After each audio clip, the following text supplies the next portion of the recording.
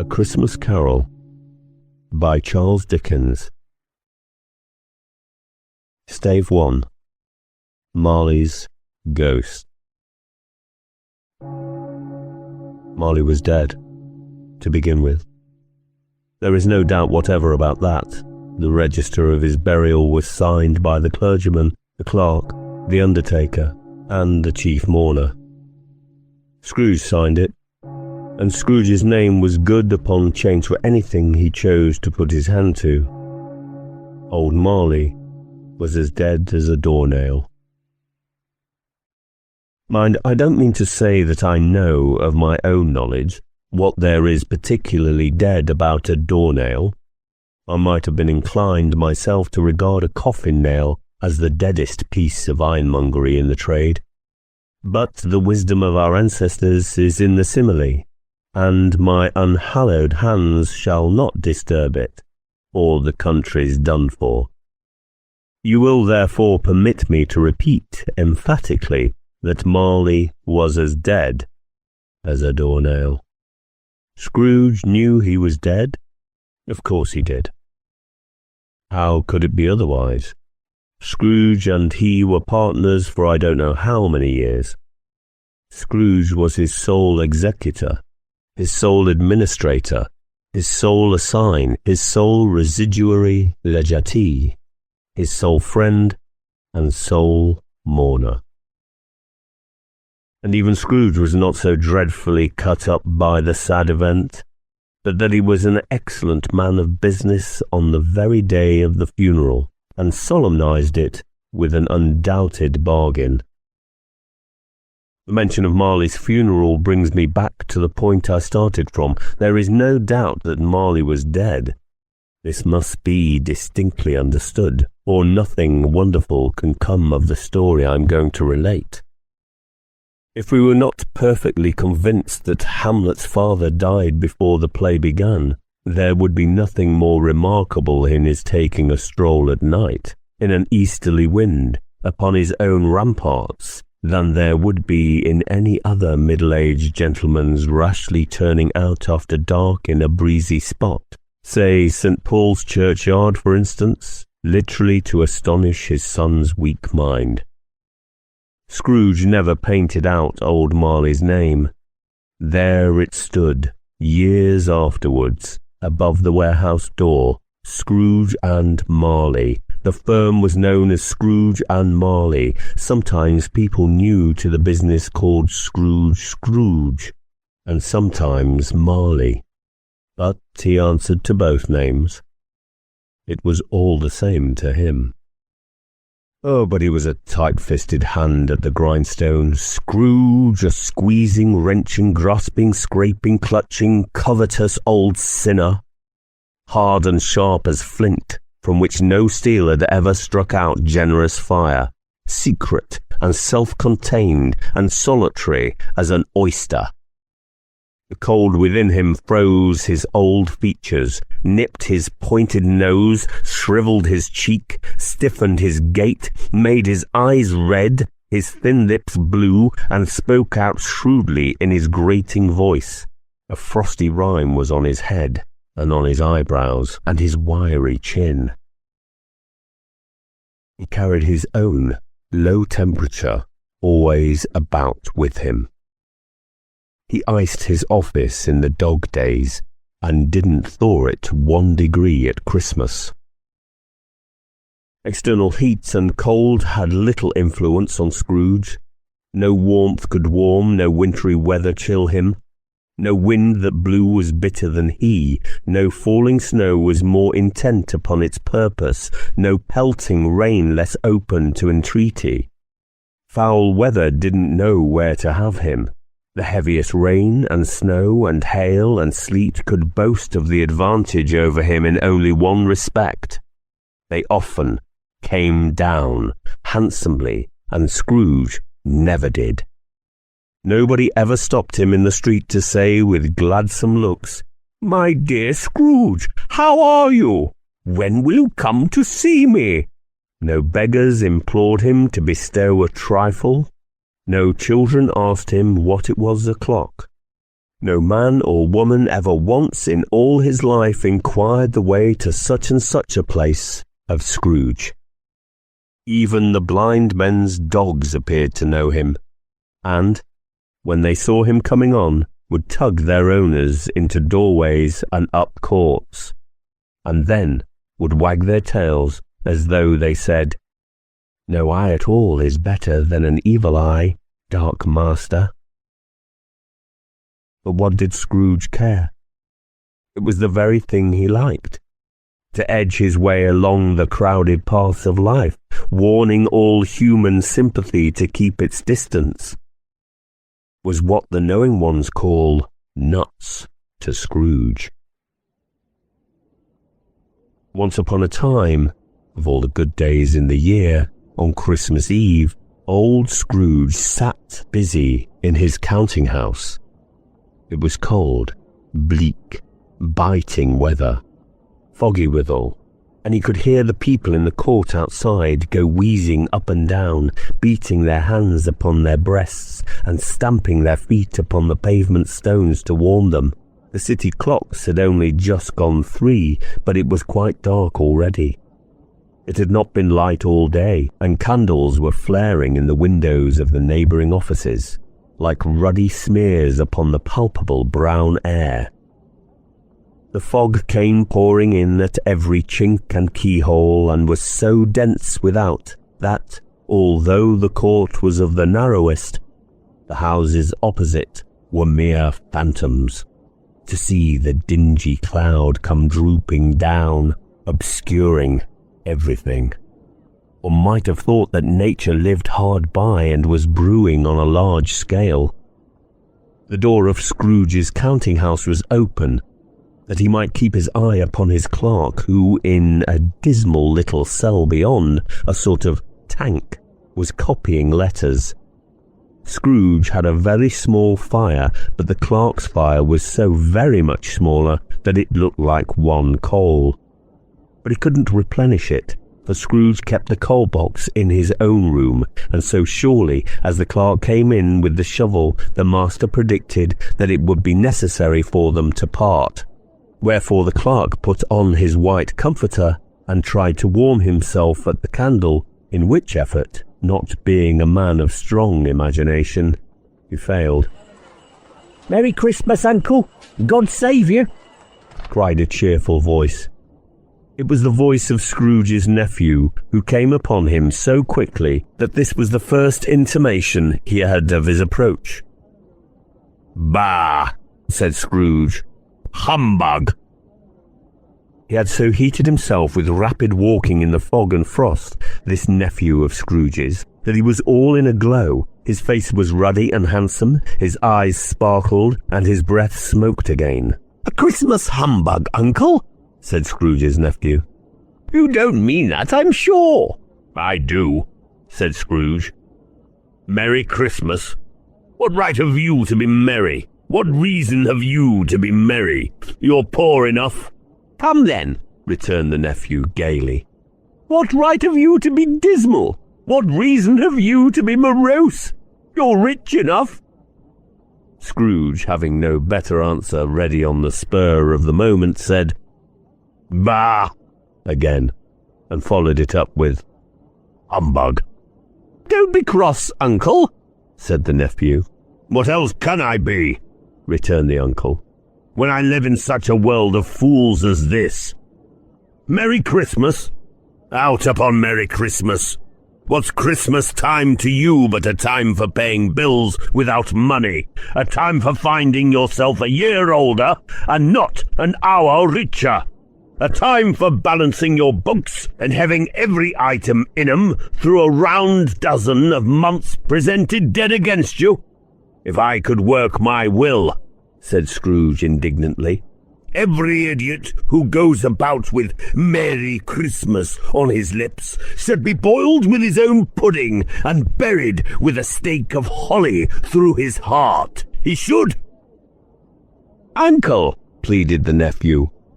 "Nephew," returned the uncle sternly, "keep Christmas in your own way and let me keep it in mine." "Keep it?" repeated Scrooge's nephew. "But you don't keep it." "Let me leave it alone then," said Scrooge. "Much good it has ever done you." "There are many things from which I might have derived good, but which I have not profited, I dare say," returned the nephew.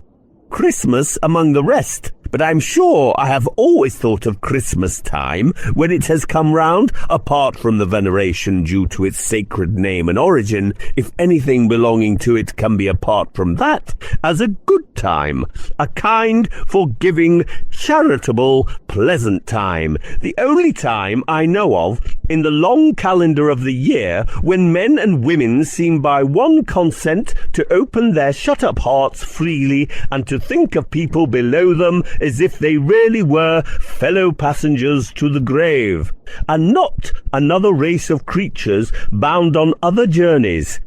And therefore, uncle, though it has never put a scrap of gold or silver in my pocket, I believe that it has done me good, and will do me good, and I say, God bless it."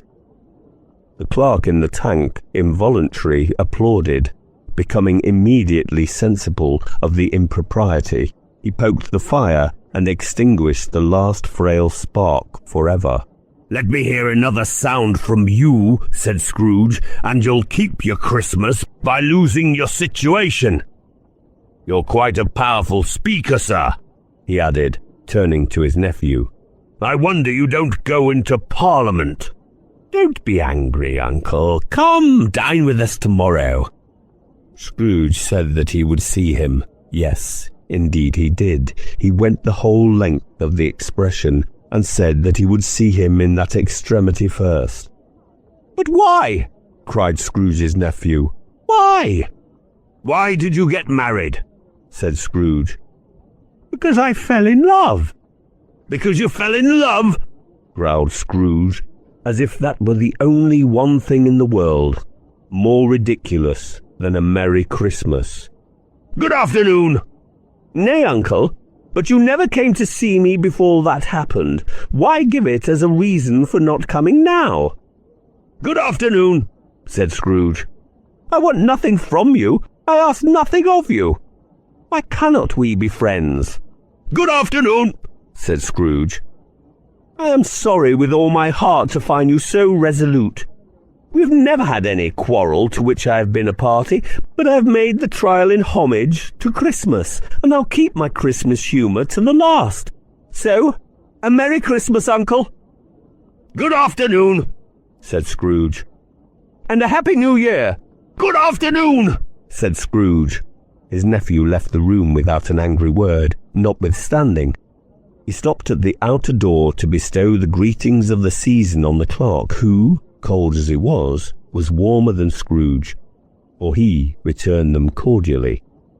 "There's another fellow," muttered Scrooge, who overheard him. "My clerk with 15 shillings a week, and a wife and family talking about a Merry Christmas. I'll retire to Bedlam." This lunatic, in letting Scrooge's nephew out, had let 2 other people in. They were portly gentlemen, pleasant to behold, and now stood with their hats off in Scrooge's office. They had books and papers in their hands, and bowed to him. "Scrooge and Marley's, I believe," said one of the gentlemen, referring to his list. "Have I the pleasure of addressing Mr. Scrooge or Mr. Marley?" "Mr. Marley had been dead these 7 years," Scrooge replied. "He died 7 years ago, this very night. We have no doubt his liberality is well represented by his surviving partner," said the gentleman, presenting his credentials. It certainly was, for they had been 2 kindred spirits. At the ominous word liberality, Scrooge frowned and shook his head and handed the credentials back. "At this festive season of the year, Mr. Scrooge," said the gentleman, taking up a pen, "it is more than usually desirable that we should make some slight provision for the poor and destitute who suffer greatly at the present time. Many thousands are in want of common necessaries. Hundreds of thousands are in want of common comforts, sir." "Are there no prisons?" asked Scrooge. Plenty of prisons, said the gentleman, laying down the pen again. And the union workhouses? Demanded Scrooge. Are they still in operation? They are still, returned the gentleman. I wish I could say they were not. The treadmill and the poor law are in full vigour then, said Scrooge. Both very busy, sir. Oh, I was afraid from what you said at first that something had occurred to stop them in their usual course, said Scrooge. I am very glad to hear it. Under the impression that scarcely furnish Christian cheer of mind or body to the multitude, returned the gentleman, a few of us are endeavouring to raise a fund to buy the poor some meat and drink, and means of warmth. We choose this time because it is a time of all others when want is keenly felt, and abundance rejoices. What shall I put you down for? Nothing, Scrooge replied. Oh, you wish to be anonymous? I wish to be left alone, said Scrooge. Since you ask me what I wish, gentlemen, that is my answer. I don't make Merry Christmas at Christmas, and I can't afford to make idle people merry. I help to support the establishments I have mentioned. They cost enough, and those who are badly off must go there. Many can't go there, and many would rather die. If they'd rather die, said Scrooge, they'd better do it, and decrease the surplus population besides. Excuse me, I don't know that. But you might know it, observed the gentleman. It's not my business, Scrooge returned. It's enough for a man to understand his own business, and not to interfere with other people's. Mine occupies me constantly. Good afternoon, gentlemen. Seeing clearly that it would be useless to pursue their point, the gentleman withdrew. Scrooge resumed his labours with an improved opinion of himself, and in a more facetious temper than was usual with him.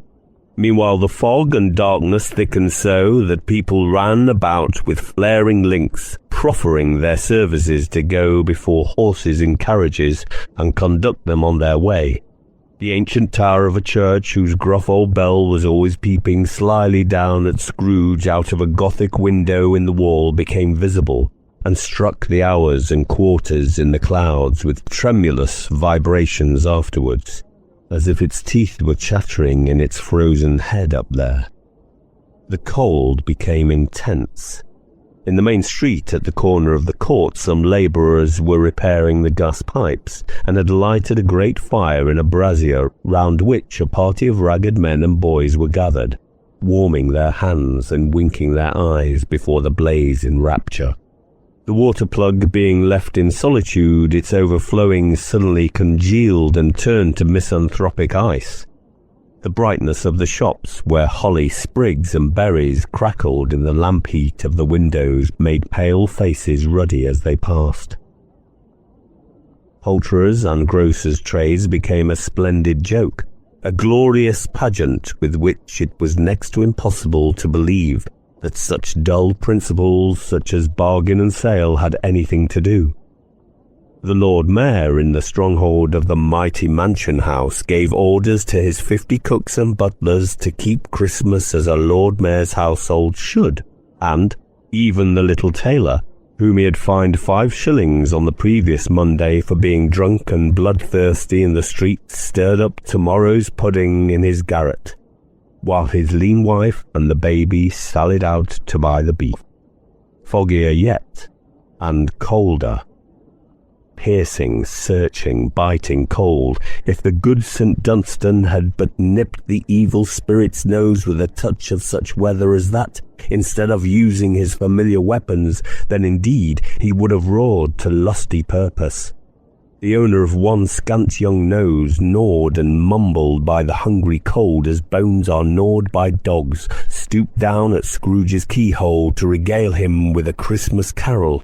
But at the first sound of "God bless ye merry gentlemen, may nothing you dismay," Scrooge seized the ruler with such energy of action that the singer fled in terror, leaving the keyhole to the fog and even more congenial frost. At length the hour of shutting up the counting-house arrived, with an ill-will Scrooge dismounting from his stool and tacitly admitted the fact to the expectant clerk in the tank, who instantly snuffed his candle out and put on his hat. "You'll want all day tomorrow, I suppose," said Scrooge. "Well, if quite convenient, sir." "It's not convenient," said Scrooge, "and it's not fair. If I was to stop £0.50 for it, you'd think yourself ill-used, I'll be bound." The clerk smiled faintly. "And yet," said Scrooge, "you don't think me ill-used when I pay a day's wages for no work." The clerk observed that it was only once a year. "A poor excuse for picking a man's pocket every 25th of December," said Scrooge, buttoning his great coat to the chin. "But I suppose you must have the whole day. Be here all the earlier next morning." The clerk promised that he would, and Scrooge walked out with a growl. The office was closed in a twinkling, and the clerk, with the long ends of his white comforter dangling below his waist, for he boasted no great coat, went down a slide on Cornhill at the end of a lane of boys 20 times in honour of its being Christmas Eve, and then ran home to Camden Town as hard as he could pelt, to play at Blindman's Buff. Scrooge took his melancholy dinner in his usual melancholy tavern, and having read all the newspapers and beguiled the rest of the evening with his banker's book, went home to bed. He lived in chambers which had once belonged to his deceased partner. They were a gloomy suite of rooms in a lowering pile of building up a yard, where it had so little business to be that one could scarcely help fancying it must have run there when it was a young house, playing at hide-and-seek with other houses, and had forgotten the way out again. It was old enough now and dreary enough, for nobody lived in it but Scrooge, the other rooms being all let out as offices. The yard was so dark that even Scrooge, who knew its every stone, was fain to grope with his hands. The fog and frost so hung about the black old gateway of the house that it seemed as if the genius of the weather sat in mournful meditation on the threshold. Now it is a fact that there was nothing at all particular about the knocker on the door, except that it was very large. It is also a fact that Scrooge had seen it, night and morning, during his whole residence in that place. Also that Scrooge had as little of what is called fancy about him as any man in the city of London, even including, which is a bold word, the corporation, alderman, and livery. Let it also be borne in mind that Scrooge had not bestowed one thought on Marley since his last mention of his 7 years dead partner that afternoon, and then let any man explain to me, if he can, how it happened that Scrooge, having his key in the lock of the door, saw in the knocker, without its undergoing any intermediate process of change, not a knocker, but Marley's face. Marley's face, it was not in impenetrable shadow, as the other objects in the yard were, but had a dismal light about it, like a bad lobster in a dark cellar. It was not angry or ferocious, but looked at Scrooge as Marley used to look, with ghostly spectacles turned up on its ghostly forehead. The hair was curiously stirred, as if by breath of hot air, and though the eyes were wide open, they were perfectly motionless. That and its livid colour made it horrible, but its horror seemed to be in spite of the face, and beyond its control, rather than part of its own expression. As Scrooge looked fixedly at this phenomenon, it was a knocker again. To say that he was not startled, or that his blood was not conscious of a terrible sensation to which it had been stranger from infancy, would be untrue. But he had put his hand upon the key he had relinquished, turned it sturdily, walked in, and lighted his candle. He did pause, with a moment's irresolution, before he shut the door, and he did look cautiously behind it first, as if he half expected to be terrified with the sight of Marley's pigtail sticking out into the hall. But there was nothing on the back of the door except the screws and nuts that held the knocker on. So he said, "Pooh-pooh," and closed it with a bang. The sound resounded through the house like thunder. Every room above and every cask in the wine merchant's cellar below appeared to have a separate peal of echoes of its own. Scrooge was not a man to be frightened by echoes. He fastened the door and walked across the hall and up the stairs slowly too, trimming his candle as he went. You may talk vaguely about driving a coach and six up a good old flight of stairs or through a bad young Act of Parliament, but I mean to say you might have got a hearse up that staircase and taken it broadwise with the splinter bar towards the wall and the door towards the balustrades, and done it easy. There was plenty of width for that, and room to spare, which is perhaps the reason why Scrooge thought he saw a locomotive hearse going on before him in the gloom. Half a dozen gas lamps out of the street wouldn't have lighted the entry too well, so you may suppose that it was pretty dark with Scrooge's dip. Up Scrooge went, not caring a button for that. Darkness is cheap, and Scrooge liked it. But before he shut his heavy door, he walked through his rooms to see that all was right. He had just enough recollection of the face to desire to do that. Sitting room, bedroom, lumber room, all as they should be. Nobody under the table, nobody under the sofa, a small fire in the grate, spoon and basin ready, and the little saucepan of gruel — Scrooge had a cold in his head — upon the hob. Nobody under the bed, nobody in the closet, nobody in the dressing gown, which was hanging up in a suspicious attitude against the wall. Lumber room as usual. Old fireguard, old shoes, 2 fish baskets, washing stand on 3 legs, and a poker. Quite satisfied, he closed his door and locked himself in. Double locked himself in, which was not his custom. Thus secured against surprise, he took off his cravat, put on his dressing gown and slippers, and his nightcap, and sat down before the fire to take his gruel. It was a very low fire indeed, nothing on such a bitter night. He was obliged to sit close to it, and brood over it before he could extract the least sensation of warmth from such a handful of fuel. The fireplace was an old one, built by some Dutch merchant long ago, and paved all round with quaint Dutch tiles designed to illustrate the scriptures. There were Cains and Abels, Pharaoh's daughters, queens of Sheba, angelic messengers descending through the air on clouds like featherbeds, Abrahams, Belshazzars, apostles putting off to sea in butter boats, hundreds of figures to attract his thoughts, and yet that face of Marley 7 years dead came like the ancient prophet's rod, and swallowed up the whole. If each smooth tile had been a blanket which, with power to shape some picture on its surface from the disjointed fragments of his thoughts, there would have been a copy of old Marley's head on every one. "Humbug," said Scrooge, and walked across the room. After several turns he sat down again. As he threw his head back in the chair, his glance happened to rest upon a bell, a disused bell that hung in the room and communicated, for some purpose now forgotten, with a chamber in the highest story of the building. It was with great astonishment, and with a strange, inexplicable dread, that, as he looked, he saw this bell begin to swing. It swung so softly in the outset that it scarcely made a sound, but soon it rang out loudly, and so did every bell in the house.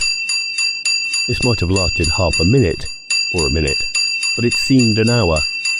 The bells ceased, as they had begun, together.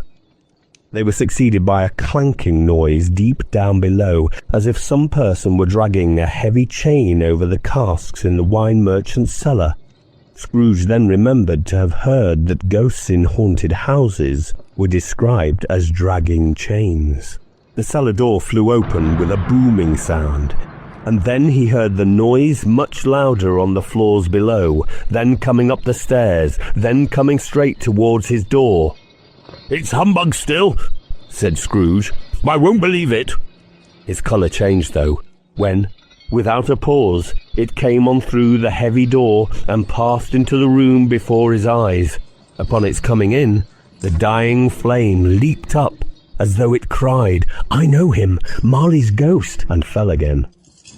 The same face, the very same. Marley, in his pigtail, usual waistcoat, tights and boots, the tassels on the latter bristling like his pigtail, and his coat skirts, and the hair upon his head. The chain he drew was clasped about his middle.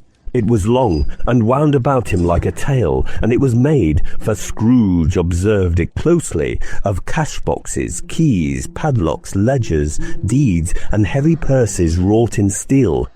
His body was transparent, so that Scrooge, observing him and looking through his waistcoat, could see the 2 buttons on his coat behind.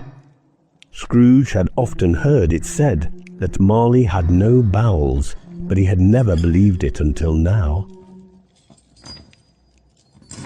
No, nor did he believe it even now, though he looked the phantom through and through and saw it standing before him, though he felt the chilling influence of its death-cold eyes, and marked the very texture of the folded kerchief bound about its head and chin, which wrapper he had not observed before. He was still incredulous and fought against his senses. "How now?" said Scrooge, caustic and cold as ever. "What do you want with me?" Much. Marley's voice, no doubt about that. "Who are you?" "Ask me who I was." "Who were you then?" said Scrooge, raising his voice. "You're particular for a shade." He was going to say to a shade, but substituted this as more appropriate. "In life, I was your partner, Jacob Marley." Can you sit down?" asked Scrooge, looking doubtfully at him. "I can." "Do it then."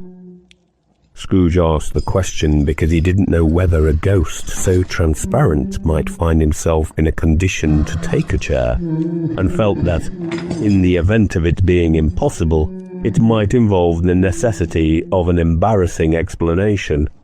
But the ghost sat down on the opposite side of the fireplace as if he were quite used to it.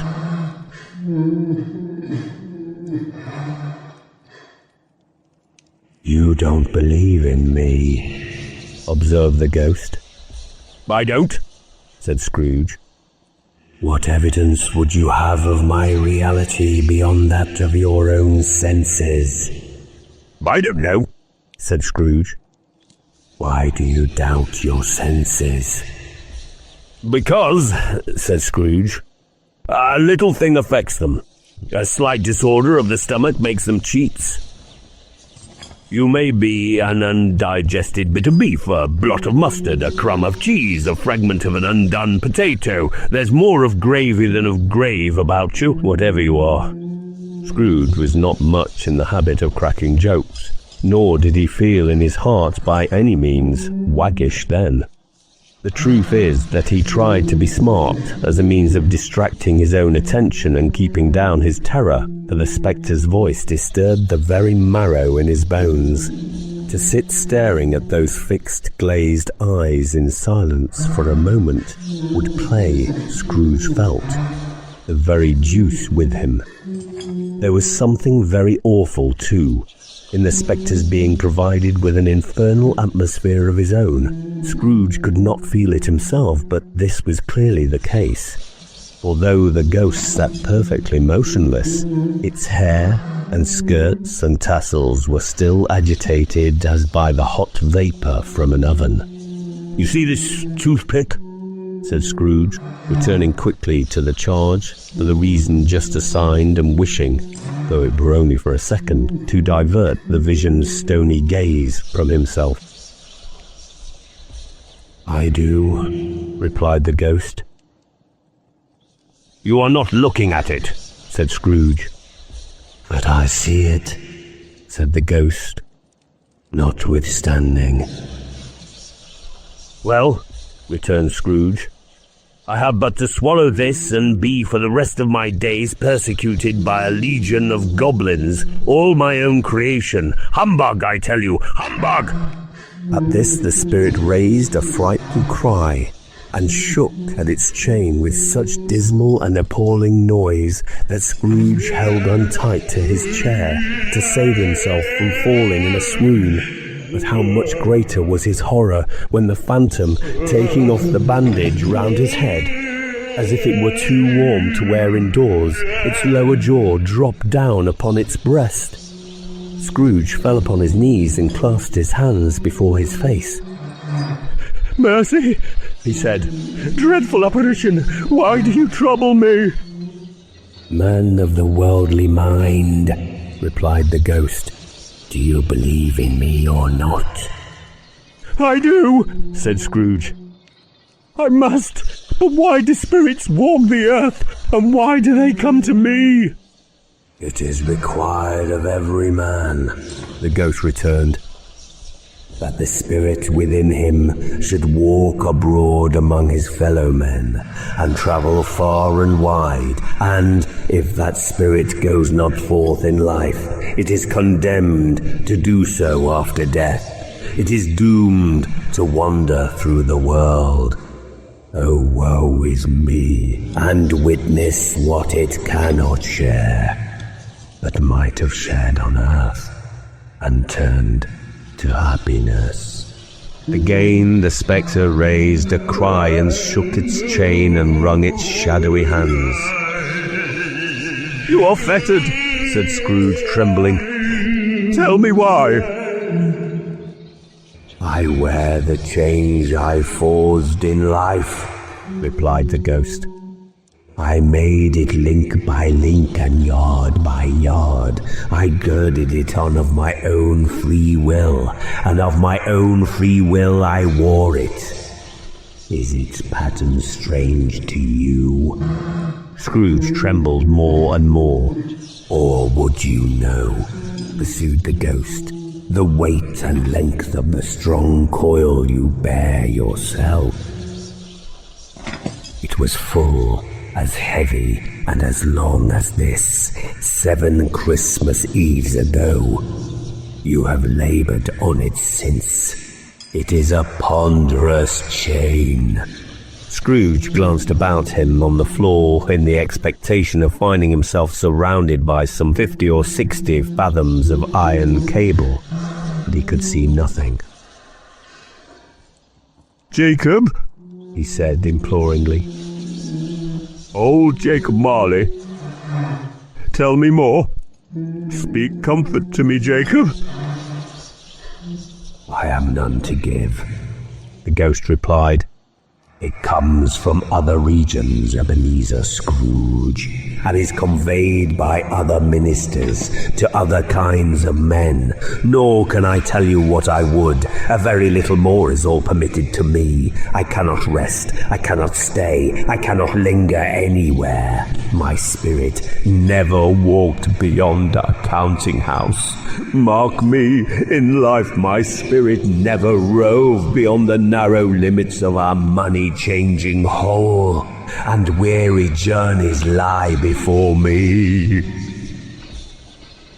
It was a habit with Scrooge, whenever he became thoughtful, to put his hands in his breeches pockets, pondering on what the ghost had said. He did so now, but without lifting up his eyes or getting off his knees.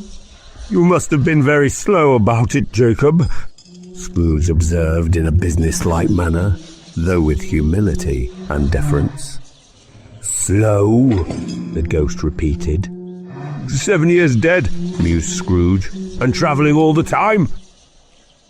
The whole time, said the ghost. No rest, no peace. Incessant torture of remorse. You travel fast?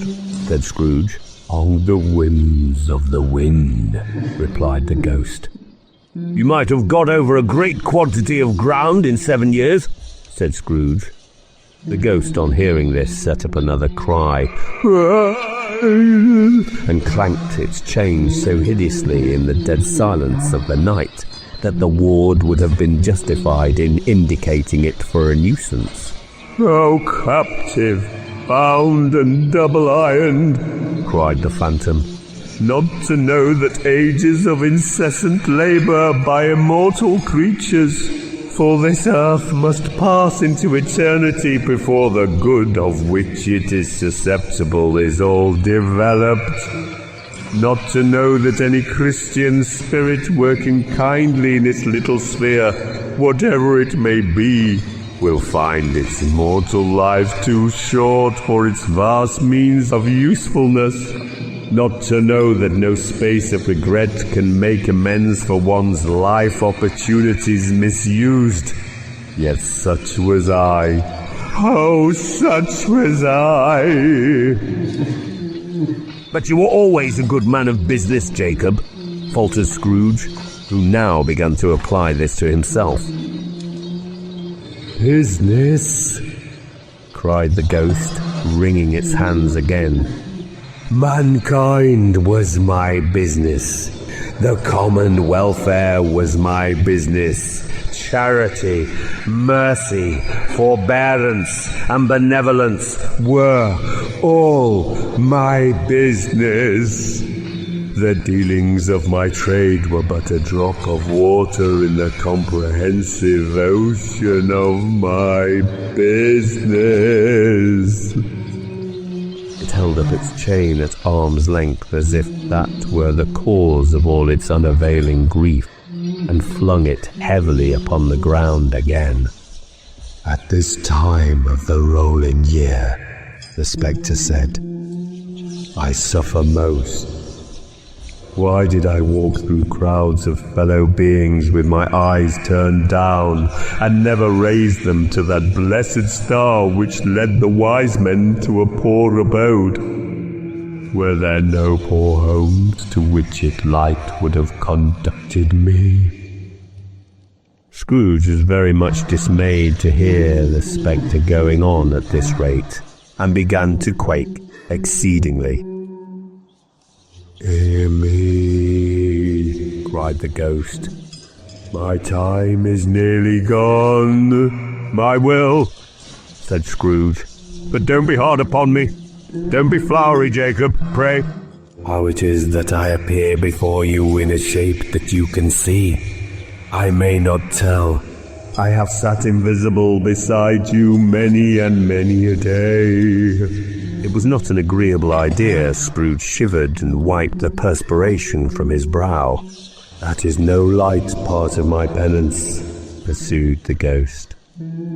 "I am here tonight to warn you that you have yet a chance and hope of escaping my fate, a chance and hope of my procuring Ebenezer." "You were always a good friend to me," said Scrooge. "Thank you." "You will be haunted," resumed the ghost, "by 3 spirits." Scrooge's countenance fell almost as low as the ghost had done. "Is that the chance and hope you mentioned, Jacob?" he demanded in a faltering voice. "It is." I think I'd rather not," said Scrooge. "Without their visits," said the ghost, "you cannot hope to shun the path I tread. Expect the first tomorrow, when the bell tolls 1. "Couldn't I take them all at once and have it over, Jacob?" hinted Scrooge. "Expect the second on the next night at the same hour, the third upon the next night when the last stroke of 12 has ceased to vibrate.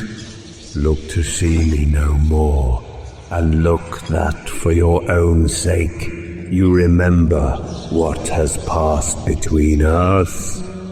When it had said these words, the spectre took its wrapper from the table and bound it round its head as before.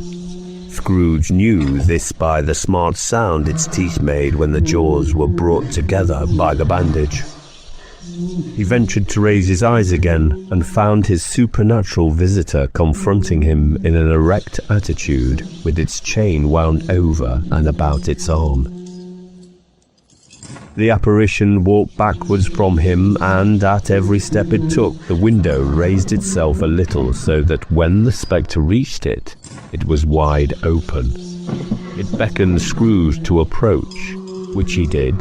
When they were within 2 paces of each other, Marley's ghost held up its hand, warning him to come no nearer. Scrooge stopped, not so much in obedience as in surprise and fear, for on the raising of the hand he became sensible of confused noises in the air, incoherent sounds of lamentation and regret, wailings inexpressibly sorrowful and self-accusatory. The spectre, after listening for a moment, joined in the mournful dirge and floated out upon the bleak, dark night. Scrooge followed to the window, desperate in his curiosity. He looked out. The air was filled with phantoms wandering hither and thither in restless haste, and moaning as they went. Every one of them wore chains like Marley's ghost. Some few, they might be guilty governments, were linked together. None were free. Many had been personally known to Scrooge in their lives. He had been quite familiar with one old ghost in a white waistcoat, with a monstrous iron safe attached to its ankle, who cried piteously at being unable to assist a wretched woman with an infant, whom he saw below upon a doorstep. The misery with them all was, clearly, that they sought to interfere for good in human matters, and had lost the power forever. Whether these creatures faded into mist, or mist enshrouded them, he could not tell, but they and their spirit voices faded together, and the night became as it had been when he walked home. Scrooge closed the window and examined the door by which the ghost had entered. It was double locked, as he had locked it with his own hands, and the bolts were undisturbed. He tried to say humbug, but stopped at the first syllable, and being from the emotion he had undergone, or the fatigues of the day, or his glimpse of the invisible world, or the dull conversation of the ghost, or the lateness of the hour, much in need of repose, went straight to bed without undressing, and fell asleep upon the instant.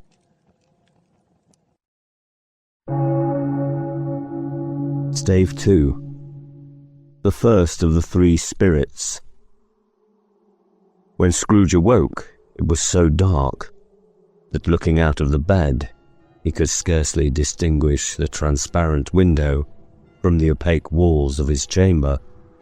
He was endeavouring to pierce the darkness with his ferret eyes when the chimes of a neighbouring church struck the 4 quarters, so he listened for the hour.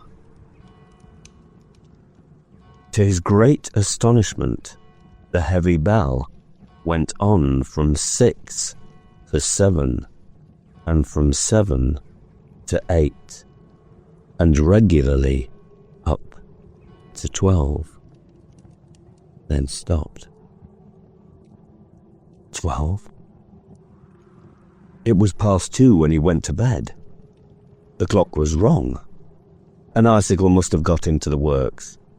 12. He touched the spring of his repeater to correct this most preposterous clock. Its rapid little pulse beat 12 and stopped. "Why, it isn't possible," said Scrooge, "that I can have slept through a whole day and far into another night. It isn't possible that anything has happened to the sun, and this is 12 at noon." The idea being an alarming one, he scrambled out of bed and groped his way to the window.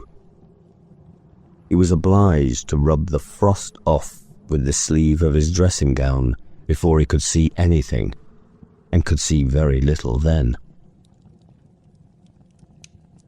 All he could make out was that it was still very foggy and extremely cold, and that there was no noise of people running to and fro, and making a great stir as there unquestionably would have been if night had beaten off bright day. and taken possession of the world. This was a great relief, because 3 days after sight of this first of exchange paid to Mr. Ebenezer Scrooge, or his order, and so forth, would have become a mere United States security if there were no days to count by. Scrooge went to bed again, and thought, and thought, and thought it over, and could make nothing of it. The more he thought, the more perplexed he was, and the more he endeavoured not to think, the more he thought. Marley's ghost bothered him exceedingly. Every time he resolved within himself after mature inquiry that it was all a dream, his mind flew back again like a strong spring released to its first position, and presented the same problem till we worked all through. Was it a dream or not? Scrooge lay in this state until the chime had gone 3/4 more, when he remembered, on a sudden, that the ghost had warned him of a visitation when the bell had tolled 1. He resolved to lie awake until the hour was past, and, considering that he could no more go to sleep than go to heaven, this was, perhaps, the wisest resolution in his power. The quarter was so long that he was more than once convinced he must have sunk into a doze unconsciously, and missed the clock. At length it broke upon his listening ear. Ding dong. 1/4 past, said Scrooge, counting. Ding dong. 1/2 past, said Scrooge. Ding dong. 1/4 to it, said Scrooge. Ding dong. The hour itself, said Scrooge triumphantly. And nothing else. He spoke before the hour bell sounded, which now did with a deep, dull, hollow, melancholy one. Light flashed up in the room upon the instant, and the curtains of his bed were drawn aside, I tell you, by a hand. Not the curtains at his feet, nor the curtains at his back, but those to which his face was addressed. The curtains of his bed were drawn aside, and Scrooge, starting up into a half-recumbent attitude, found himself face to face with the unearthly visitor who drew them. As close to it as I am now to you, and I am standing, in the spirit, at your elbow. It was a strange figure, like a child, yet not so like a child as like an old man, viewed through some supernatural medium which gave him the appearance of having receded from the view and being diminished to a child's proportions. Its hair, which hung about its neck and down its back, was white, as if with age, and yet the face had not a wrinkle in it, and the tenderest bloom was on the skin.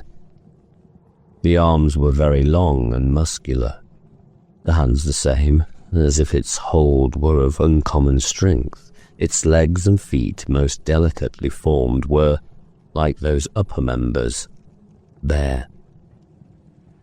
It wore a tunic of the purest white, and round its waist was bound a lustrous belt, the sheen of which was beautiful.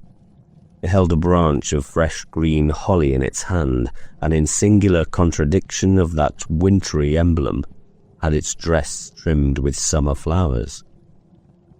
But the strangest thing about it was, that from the crown of its head there sprung a bright, clear jet of light, by which all this was visible, and which was doubtless the occasion of its using, in its duller moments, a great extinguisher for a cap, which it now held under its arm.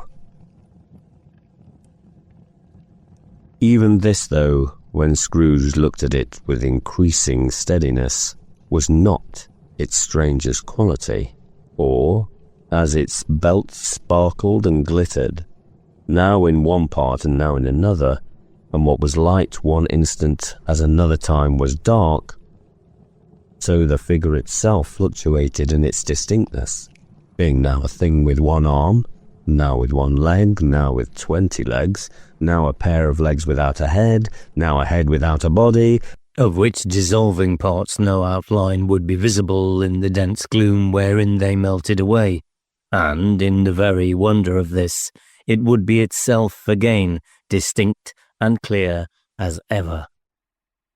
"Are you the spirit, sir, whose coming was foretold to me?" asked Scrooge. I am.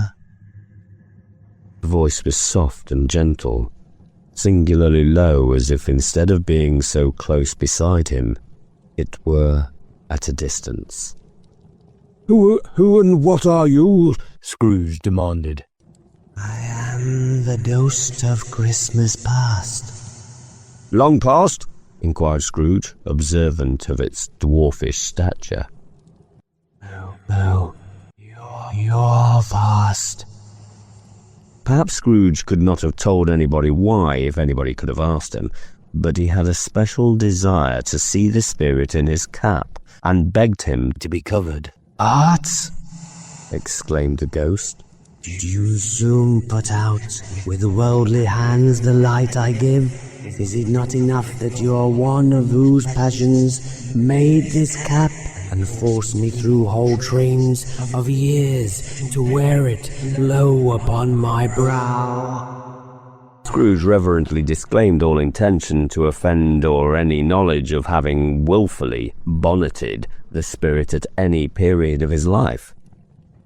He then made bold to inquire what business brought him there. Your welfare," said the ghost. Scrooge expressed himself much obliged, but could not help thinking that a night of unbroken rest would have been more conducive to that end.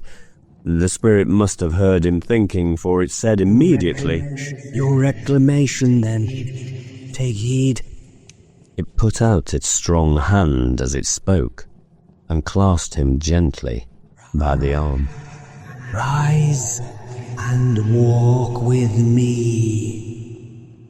It would have been in vain for Scrooge to plead that the weather and the hour were not adapted to pedestrian purposes, that bed was warm and the thermometer a long way below freezing, that he was clad but lightly in his slippers, dressing gown and nightcap, and that he had a cold upon him at that time.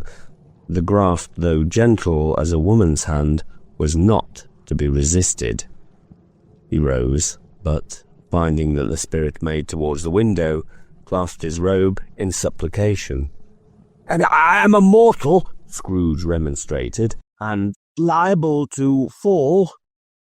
"Bear but touch of my hand there," said the spirit, laying it upon his heart, "and you shall be upheld in more than this." As the words were spoken, they passed through the wall and stood upon an open country road, with fields on either hand. The city had entirely vanished. Not a vestige of it was to be seen. The darkness and the mist had vanished with it, for it was a clear, cold winter day, with the snow upon the ground. "Good heaven," said Scrooge, clasping his hands together as he looked about him. "I was bred in this place.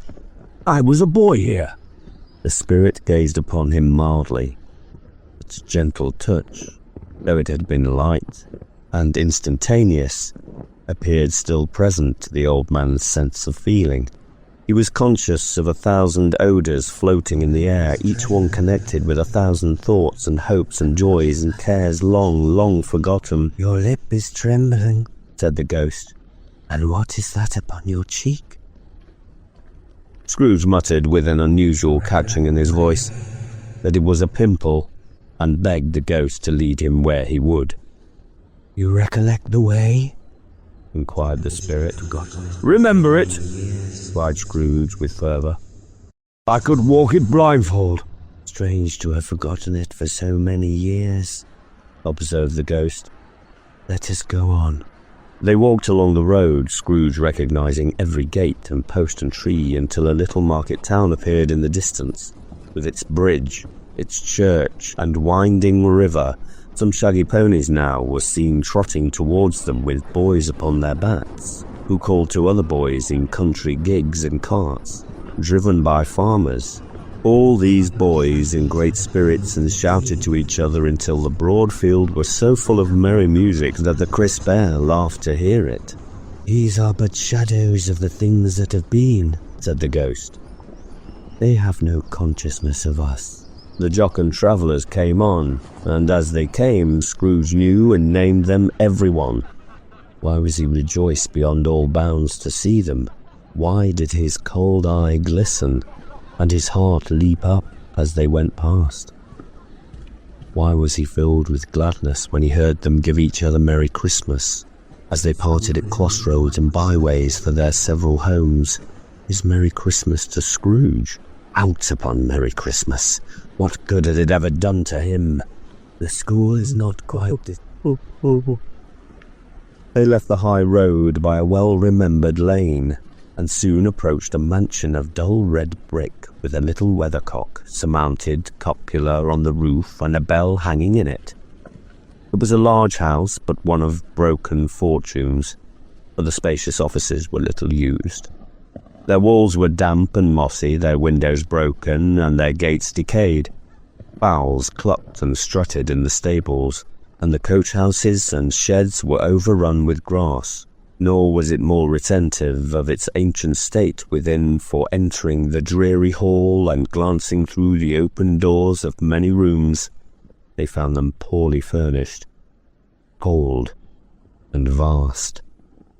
There was an earthly savour in the air, a chilly bareness in the place, which associated itself somehow with too much getting up by candlelight and not too much to eat.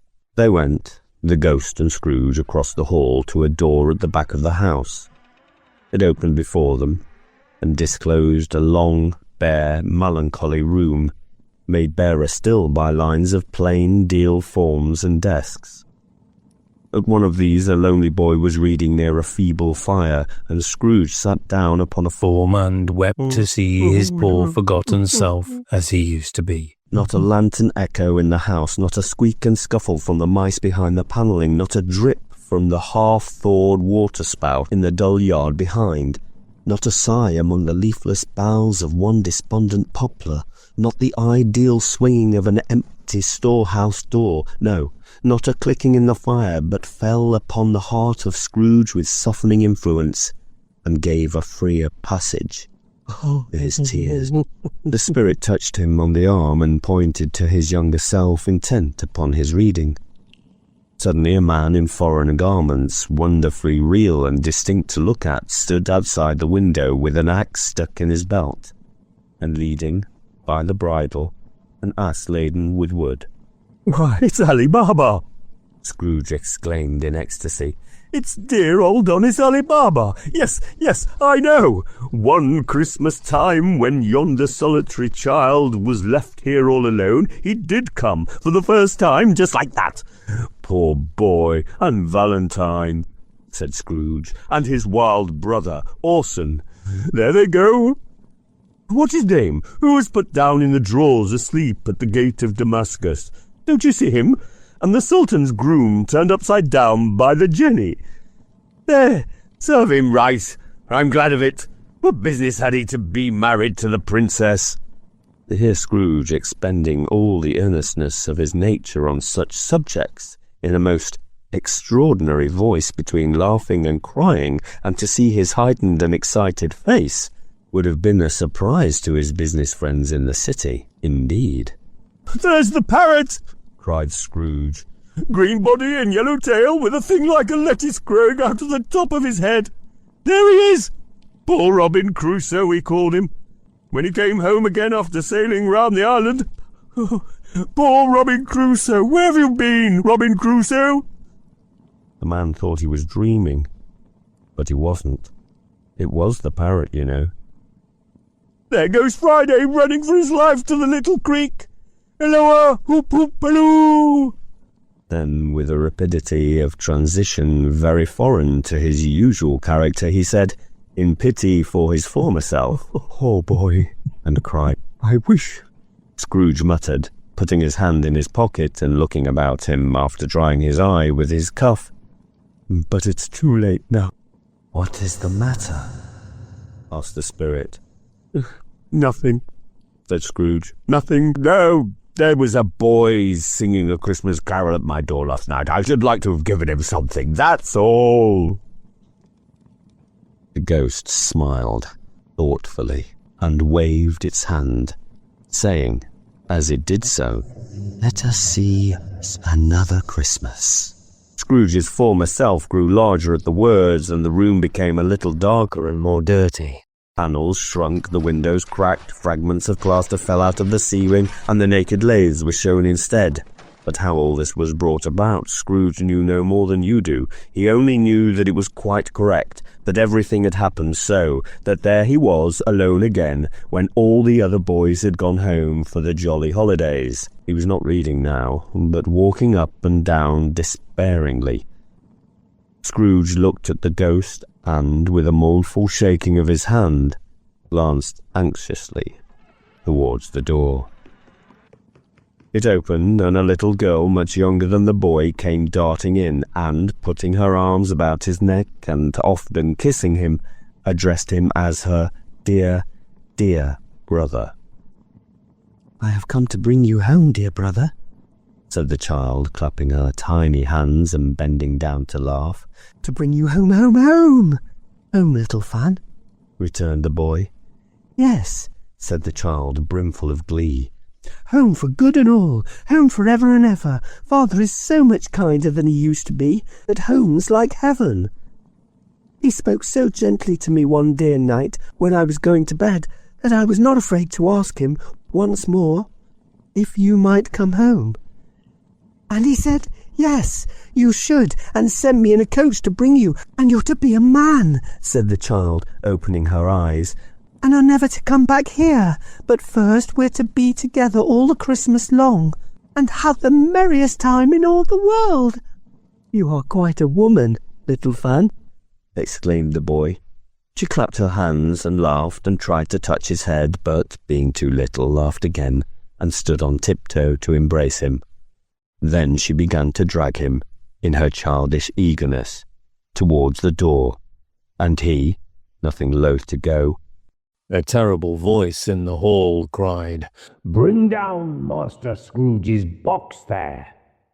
And in the hall appeared the schoolmaster himself, who glared on Master Scrooge with a ferocious condescension, and threw him into a dreadful state of mind by shaking hands with him. He then conveyed him and his sister into the veriest old well of shivering best parlour that ever was seen, where the maps upon the wall and the celestial and terrestrial globes in the windows were waxy with cold. Here he produced a decanter of curiously light wine and a block of curiously heavy cake, and administered instalments of those dainties to the young people, at the same time sending out a meagre servant to offer a glass of something to the postboy, who answered that he thanked the gentleman, but if it was the same tap as he had tasted before, he had rather not. Master Scrooge's trunk being by this time tied on to the top of the chaise, the children bade the schoolmaster good-bye right willingly, and, getting into it, drove gaily down the garden sweep, the quick wheels dashing the hoar frost and snow from off the dark leaves of the evergreens like spray.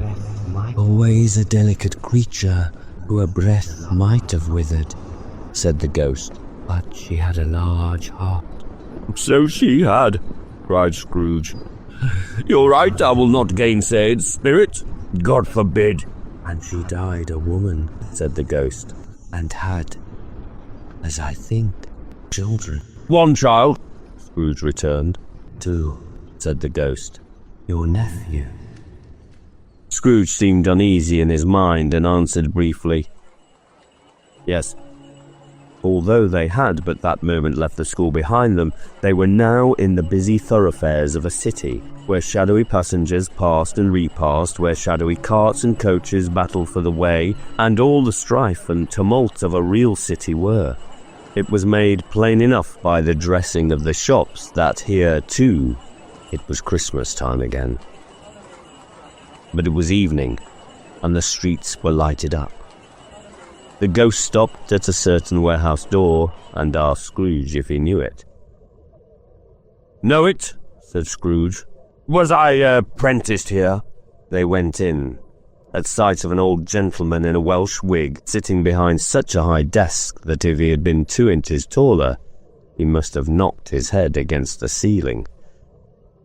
Scrooge cried in a great excitement, "Why, it's old Fezziwig! Bless his heart! It's Fezziwig alive again!" Old Fezziwig laid down his pen and looked up at the clock, which pointed to the hour of 7. He rubbed his hands, adjusted his capacious waistcoat, laughed all over himself,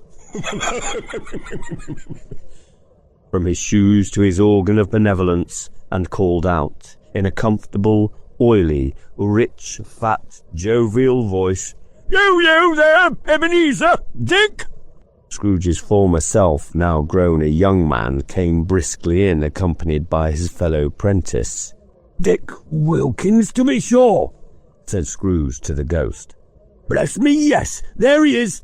He was very much attached to me, was Dick. Poor Dick, dear, dear." "Yo-ho, my boys!" said Fezziwig. "No more work tonight. Christmas Eve, Dick. Christmas, Ebenezer, let's have the shutters up," cried old Fezziwig with a sharp clap of his hands. "Before a man can say Jack Robinson." You wouldn't believe how those two fellows went at it.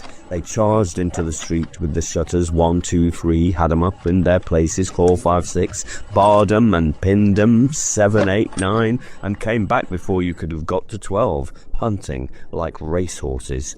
"Hiddy-ho!" cried old Fezziwig, skipping down from the high desk with wonderful agility. "Clear away, my lads, and let's have lots of room here. Hiddy-ho, Dick! Cheer up, Ebenezer!" Clear away. There was nothing they wouldn't have cleared away, or couldn't have cleared away, with old Fezziwig looking on. It was done in a minute. Every movable was packed off, as if it were dismissed from public life forevermore. The floor was swept and watered, the lamps were trimmed, fuel was heaped upon the fire, and the warehouse was as snug and warm and dry and bright a ballroom as you would desire to see upon a winter's night. In came a fiddler with a music book, and went up to the lofty desk and made an orchestra of it, and tuned like 50 stomach aches. In came Mrs. Fezziwig, one vast substantial smile. In came the 3 Miss Fezziwigs, beaming and lovable. In came the 6 young fellows whose hearts they broke. In came all the young men and women employed in the business. In came the housemaid with her cousin the baker. In came the cook with her brother's particular friend the milkman. In came the boy from over the way, who was suspected of not having board enough from his master, trying to hide himself behind the girl from next door, but one who was proved to have had her ears called by her mistress. In they all came, one after another, some shyly, some boldly, some gracefully, some awkwardly, some pushing, some pulling. In they all came, anyhow and everyhow. Away they all went. 20 couple at once, half hands, half round, and back again the other way, down the middle and up again, round and round in various stages of affectionate grouping. Old top couple always turning up in the wrong place, new top couple starting off again as soon as they got there, all top couples at last, and not a bottom one to help them. When this result was brought about, old Fezziwig, clapping his hands to stop the dance, cried out, "Well done!" and the fiddler plunged his hot face into a pot of porter, especially provided for that purpose.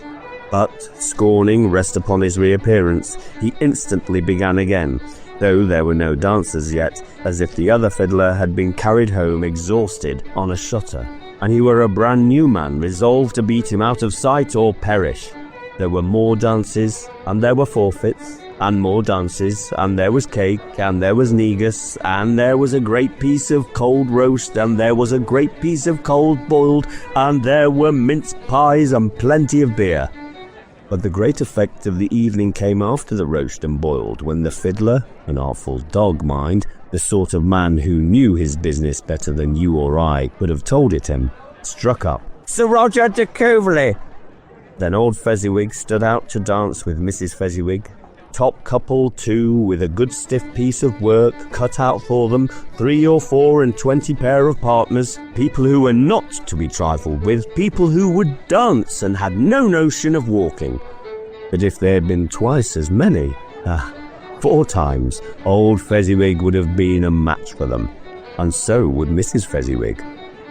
As to her, she was worthy to be his partner in every sense of the term. If that's not high praise, tell me higher, and I'll use it. A positive light appeared to issue from Fezziwig's calves. They shone in every part of the dance like moons. You couldn't have predicted at any given time what would become of them next. And when old Fezziwig and Mrs. Fezziwig had gone all through the dance, advance and retire, both hands to your partner, bow and curtsy, corkscrew, thread the needle, and back again to your place, Fezziwig, cut! But so deftly. But he appeared to wink with his legs, and came upon his feet again without a stagger. When the clock struck 11, this domestic ball broke up. Mr. and Mrs. Fezziwig took their stations, one on either side the door, and shaking hands with every person individually, as he or she went out, wished him or her a Merry Christmas. When everybody had retired but the 2 prentices, they did the same to them, and thus the tearful voices died away, and the lads were left to their beds, which were under a counter in the back shop. During the whole of this time, Scrooge had acted like a man out of his wits. His heart and soul were in the scene, and with his former self, he corroborated everything, remembered everything, enjoyed everything, and underwent the strangest agitation. It was not until now, when the bright faces of his former self and Dick were turned from them, that he remembered the ghost, and became conscious that it was looking full upon him, while the light upon its head burnt very clear. "A small matter," said the ghost, "to make these silly folks so full of gratitude." "Small," echoed Scrooge. The spirit signed to him to listen to the 2 apprentices, who were pouring out their hearts in praise of Fezziwig, and, when he had done so, said, "Why is it not? He has spent but a few pounds of your mortal money, 3 or 4 perhaps. Is that so much that he deserves this praise?" "It isn't that," said Scrooge, heated by the remark, and speaking unconsciously like his former, not his latter self. "It isn't that, Spirit. He has the power to render us happy or unhappy, to make our service light or burdensome, a pleasure or a toil. Say that his power lies in words and looks, in things so slight and insignificant that it is impossible to add and count them up. What then? The happiness he gives is quite as great as if it cost a fortune." He felt the spirit's glance, and stopped. "What is the matter?" asked the ghost. "Nothing particular," said Scrooge. "Something, I think," the ghost insisted. "No," said Scrooge. "No, I should like to be able to say a word or two to my clerk just now, that's all." His former self turned down the lamps as he gave utterance to the wish, and Scrooge and the ghost again stood side by side in the open air. "My time grows short," observed the spirit. "But this was not addressed to Scrooge or to anyone whom he could see, but it produced an immediate effect, for again Scrooge saw himself. He was older now, a man in the prime of life. His face had not the harsh and rigid lines of later years, but it had begun to wear the signs of care and avarice. There was an eager, greedy, restless motion in the eye which showed the passion that had taken root, and where the shadow of the growing tree would fall. He was not alone, but sat side by side of a fair young girl in a mourning dress, in whose eyes there were tears, which sparkled in the light that shone out of the ghost of Christmas past. "It matters little," she said softly. "To you, very little. Another idol has displaced me. And, if it can't cheer and comfort you in time to come, as I would have tried to, I have no just cause to grieve. What idol has displaced you? He rejoined. A golden one. This is the even-handed dealing of the world, he said. There is nothing on which it is so hard as poverty, and there is nothing it professes to condemn with such severity as the pursuit of wealth. You fear the world too much, she answered gently. All your other hopes have merged into the hope of being beyond the chance of its sordid reproach. I have seen your nobler aspirations fall off one by one until the master passion, gain, engrosses you, have I not? What then? He retorted. Even if I have grown so much wiser, what then? I'm not changed towards you. She shook her head. Am I? Our contract is an old one. It was made when we were both poor and content to be so, until, in good season, we could improve our worldly fortune by our patient industry. You are changed. When it was made, you were another man. I was a boy, he said impatiently. Your own feelings tell you that you were not what you are, she returned. I am that which promised happiness when we were one in heart is fraught with misery now that we are two. How often and how keenly I have thought of this, and I will not say. It is enough that I have thought of it and can release you. Have I ever sought release? In words, no. Never. In what then? In a changed nature, in an altered spirit, in another atmosphere of life, another hope as its great end, in everything that made my love of any worth or value in your sight.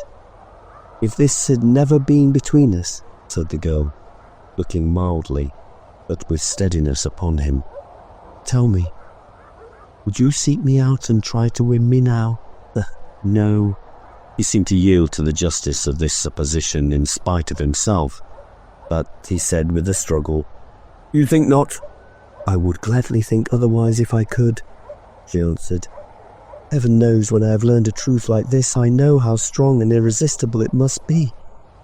That if you were free today, tomorrow, yesterday, can even I believe that you would choose a dowerless girl, you who, in your very confidence with her, weigh everything by gain.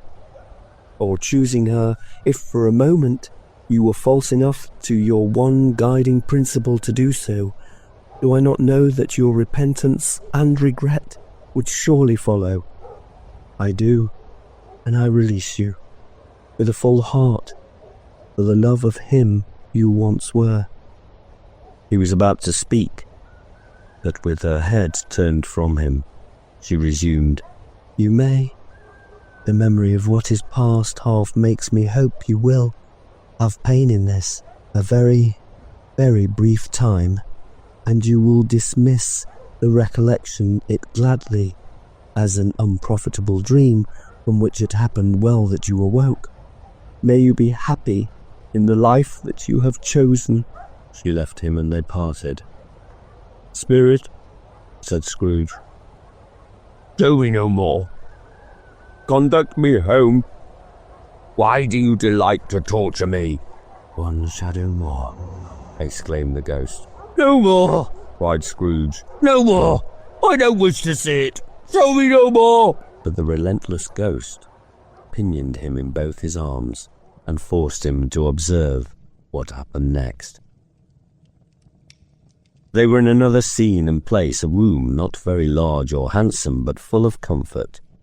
Near to the winter fire sat a beautiful young girl, so like that last that Scrooge believed it was the same until he saw her. Now a comely matron, sitting opposite her daughter. The noise in this room was perfectly tumultuous, for there were more children there than Scrooge in his agitated state of mind could count, and unlike the celebrated herd in the poem, there were not 40 children conducting themselves like one, but every child was conducting itself like 40, The consequences were uproarious, beyond belief, but no one seemed to care. On the contrary, the other mother and daughter laughed heartily and enjoyed it very much, and the latter, soon beginning to mingle in the sports, got pillaged by the young brigands most ruthlessly. What would I not have given to be one of them, though I never could have been so rude, no. I wouldn't for the wealth of all the world have crushed that braided hair and torn it down, and for the precious little shoe I wouldn't have plucked it off, God bless my soul, to save my life. As to measuring her waist in sport, as they did, bold young brood, I couldn't have done it. I should have expected my arm to have grown round it for a punishment, and never come straight again, and yet I should have dearly liked, I own, to have touched her lips, to have questioned her, that she might have opened them, to have looked upon the lashes of her downcast eyes, and never raised a blush, to have let loose waves of hair, an inch of which would be a keepsake beyond price. In short, I should have liked, I do confess, to have had the lightest license of a child, and yet to have been man enough to know its value. But now a knocking at the door was heard, and such a rush immediately ensued that she, with laughing face and plundered dress, was borne toward it in the centre of a flushed and boisterous group, just in time to greet the father, who came home attended by man laden with Christmas toys and presents. Then the shouting and the struggling and the onslaught that was made on the defenceless porter, the scaling him with chairs for ladders to dive into his pockets, despoil him of brown paper parcels, hold on tight by his cravat, hug him around the neck, pummel his back, and kick his legs in oppressible affection. The shouts of wonder and delight with which the development of every package was received, the terrible announcement that the baby had been taken in the act of putting a doll's frying pan into his mouth, and was more than suspected of having swallowed a fictitious turkey, glued on a wooden platter. The immense relief of finding this a false alarm, the joy and gratitude and ecstasy, they all indescribable alike. It is enough that by degree the children and their emotions got out of the parlour, and, by one stair at a time, up to the top of the house, where they went to bed, and so subsided.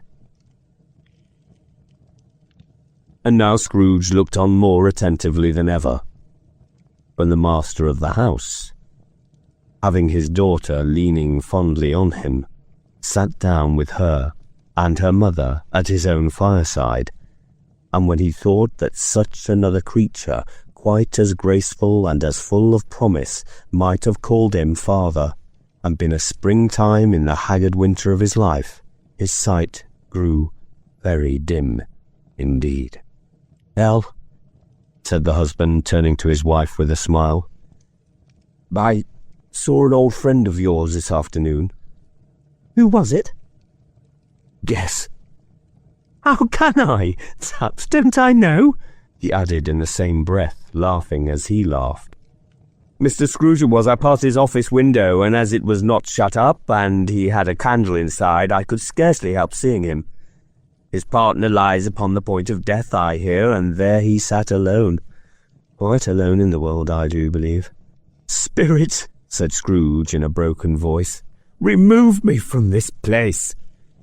"I told you these were shadows of the things that have been," said the ghost, "that they are what they are. Do not blame me." "Remove me!" Scrooge exclaimed.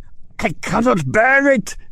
He turned upon the ghost, and seeing that it looked upon him with a face in which, in some strange way, there were fragments of all the faces it had shown him, wrestled with it. "Leave me! Take me back! Haunt me no longer!" In the struggle, if that can be called a struggle in which the ghost, with no visible resistance on its own part, was undisturbed by any effort of its adversary, Scrooge observed that its light was burning high and bright, and dimly connected that with its influence over him. He seized the extinguisher cap, and lay by a sudden action pressed it down upon its head. The spirit dropped beneath it, so that the extinguisher covered its whole form, But, though Scrooge pressed it down with all his force, he could not hide the light, which streamed from under it in an unbroken flood upon the ground. He was conscious of being exhausted and overcome by an irresistible drowsiness, and, further, of being in his own bedroom, he gave the cap a parting squeeze, in which his hand relaxed, and had barely time to reel to bed, before he sank into a heavy sleep.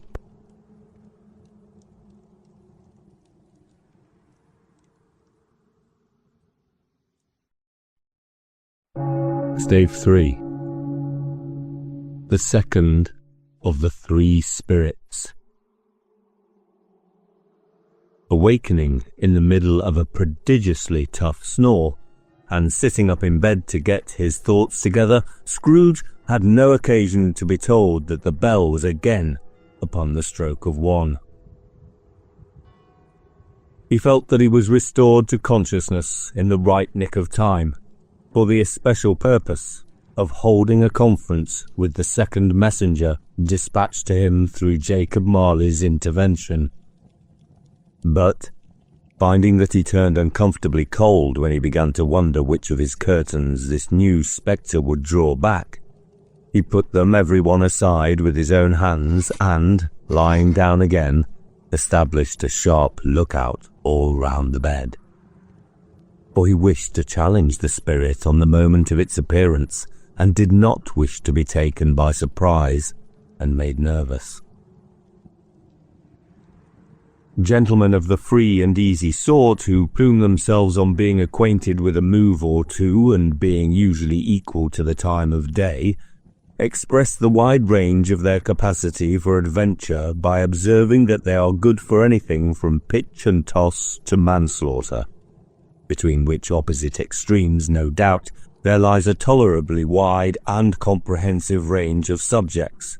Without venturing for Scrooge quite as hardly as this, I don't mind calling on you to believe that he was ready for a good broad field of strange appearances, and that nothing between a baby and a rhinoceros would have astonished him very much. Now, being prepared for almost anything, he was not by any means prepared for nothing, and consequently, when the bell struck 1 and no shape appeared, he was taken with a violent fit of trembling. 5 minutes, 10 minutes, a quarter of an hour went by, yet nothing came. All this time he lay upon his bed, the very core and centre of a blaze of ruddy light which streamed upon it when the clock proclaimed the hour, and which, being only light, was more alarming than a dozen ghosts, as he was powerless to make out what it meant or would be at, and was sometimes apprehensive that he might be at that very moment an interesting case of spontaneous combustion without having the consolation of knowing it. At last, however, he began to think, as you or I would have thought at first, for it is always the person not in the predicament who knows what ought to have been done in it, and would have unquestionably have done it too.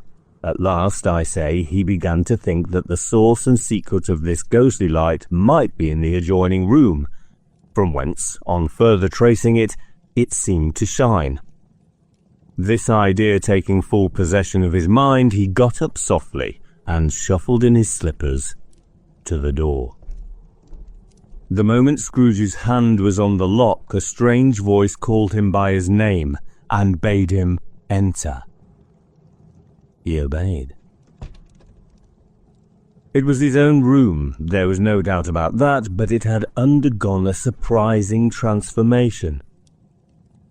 The walls and ceiling were so hung with living green that it looked a perfect grove, from every part of which bright gleaming berries glistened. The crisp leaves of holly, mistletoe, and ivy reflected back the light, as if so many little mirrors had been scattered there, and such a mighty blaze went roaring up the chimney as that dull petrification of hearth had never known in Scrooge's time or Marley's, or for many and many a winter season gone. Heaped up on the floor to form a kind of throne were turkeys, geese, game, poultry, brawn, great joints of meat, suckling pigs, long wreaths of sausages, mince pies, plum puddings, barrels of oysters, red-hot chestnuts, cherry-cheeked apples, juicy oranges, luscious pears, immense 12 cakes, and seething bowls of punch that made the chamber dim with their delicious steam. In easy state upon this couch there sat a jolly giant, glorious to see, who bore a glowing torch, in shape not unlike Plenty's horn, and held it up, high up, to shed its light on Scrooge as he came peeping round the door. "Come in," exclaimed the ghost. "Come in, and know me better, man." Scrooge entered timidly and hung his head before this spirit. He was not the dogged Scrooge he had been, and, though the spirit's eyes were clear and kind, he did not like to meet them. "I am the ghost of Christmas present," said the spirit. "Look upon me." Scrooge reverently did so. It was clothed in one simple deep green robe, or mantle, bordered with white fur. This garment hung so loosely on the figure that its capacious breast was bare, as if disdaining to be warded or concealed by any artifice. Its feet, observable beneath the ample folds of the garment, were also bare, and on its head it wore no other covering than a holy wreath, set here and there with shining icicles. Its dark brown curls were long and free as its genial face, its sparkling eye, its open hand, its cheery voice, its unconstrained demeanour, and its joyful air. Girded round its middle was an antique scabbard, but no sword was in it, and the ancient sheath was eaten up with rust. "You have never seen the like of me before," exclaimed the spirit. "Never," Scrooge made answer to it. "Have you never walked forth with the younger members of my family? Meaning, for I am very young, my elder brothers born in these later years," pursued the phantom. "I don't think I have," said Scrooge. "I'm afraid I have not." "Have you had many brothers, spirit?" "More than 1,800, said the ghost. "A tremendous family to provide for," muttered Scrooge.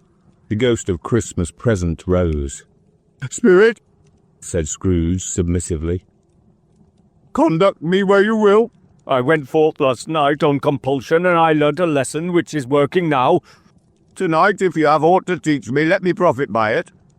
"Touch my robe." Scrooge did as he was told and held it fast. Holly, mistletoe, red berries, ivy, turkeys, geese, game, poultry, brawn, meat, pigs, sausages, oysters, pies, pudding, fruit, and punch all vanished instantly. So did the room, the fire, the ruddy glow, the hour of night, and they stood in the city streets on Christmas morning where, for the weather was severe, the people made a rough but brisk and not unpleasant kind of music in scraping the snow from the pavement in front of their dwellings, and from the tops of their houses, whence it was mad delight to the boys to see it come plumping down into the road below and splitting into artificial little snowstorms.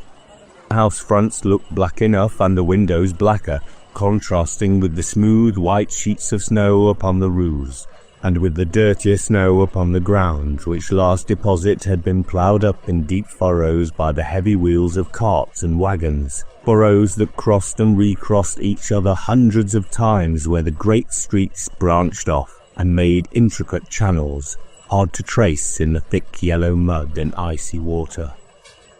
The sky was gloomy, and the shortest streets were choked up with a dingy mist, half thawed, half frozen, whose heavier particles descended in a shower of sooty atoms, as if all the chimneys in Great Britain had, by one consent, caught fire, and were blazing away to their dear hearts' content. There was nothing very cheerful in the climate or the town, and yet was there an air of cheerfulness abroad that the clearest summer air and brightest summer sun might have endeavoured to diffuse in vain? For the people who were shoveling away on the housetops were jovial and full of glee, calling out to one another from the parapets and now and then exchanging a facetious snowball, better-natured missile, far than many a wordy jest, laughing heartily if it went right and not less heartily if it went wrong. The poulterers' shops were still half open and the fruiterers were radiant in their glory. There were great round pot-bellied baskets of chestnuts shaped like the waistcoats of jolly old gentlemen, lolling at the doors and tumbling out into the street in their apoplectic opulence. And there were ruddy brown faces, broad-girthed Spanish onions shining in the fatness of their growth like Spanish friars and winking from their shelves in wanton slyness at the girls as they went by, and glanced demurely at the hung-up mistletoe. There were pears and apples clustered high in the blooming pyramids. There were bunches of grapes made in the shopkeeper's benevolence to dangle from conspicuous hooks that people's mouths might water gratis as they passed. There were piles of filberts, mossy and brown, recalling in their fragrance ancient walks among the woods and pleasant shuffling ankle-deep through withered leaves. There were Norfolk biffins, squab and swarthy, setting off the yellow of the orange and lemons, and in the great compactness of their juicy persons, urgently entreating and beseeching to be carried home in paper bags and eaten after dinner. The very gold and silver fish set forth among these choice fruits in a bowl, though members of a dull and stagnant blooded race, appeared to know that there was something going on, and to a fish went gasping round and round their little world in slow and passionless excitement. The grocers, oh the grocers, nearly closed with perhaps 2 shutters down or 1, but through those gaps such glimpses. It was not alone that the scales descended on the counter made a merry sound, or that the twine and roller parted company so briskly, or that the canisters were rattled up and down like juggling tricks, or even that the blended scents of tea and coffee were so grateful to the nose, or even that the raisins were so plentiful and rare, the almonds so extremely white, the sticks of cinnamon so long and straight, the other spices so delicious, the candied fruits so caked and spotted with molten sugar as to make the coldest lookers-on feel faint and subsequently bilious. Nor was it that the figs were moist and pulpy, or that the French plums blushed in modest tartness from their highly decorated boxes, or that everything was good to eat and in its Christmas dress, but the customers were all so hurried and so eager in the hopeful promise of the day that they tumbled up against each other at the door, crashing their wicker baskets wildly, and left their purchases upon the counter and came running back to fetch them, and committed hundreds of the like mistakes in the best humour possible, while the grocer and his people, ever so frank and fresh, that the polished hearts with which they fastened their aprons behind might have been their own, worn outside for general inspection and for Christmas draws to peck at if they chose. But soon the steeples called good people all to church and chapel, and away they came, flocking through the streets in their best clothes, and with their gayest faces. And at the same time there emerged from scores of by-streets, lanes and nameless turnings innumerable people carrying their dinners for the bakers' shops. The sight of these poor revellers appeared to interest the spirit very much, for he stood with Scrooge beside him in a baker's doorway, and, taking off the covers as their bearers passed, sprinkled incense on their dinners from his torch. And it was a very uncommon kind of torch, for once or twice, when there were angry words between some dinner carriers who had jostled each other, he shed a few drops of water on them from it, and their good humour was restored directly, for they said it was a shame to quarrel upon Christmas Day, and so it was. God love it. So it was.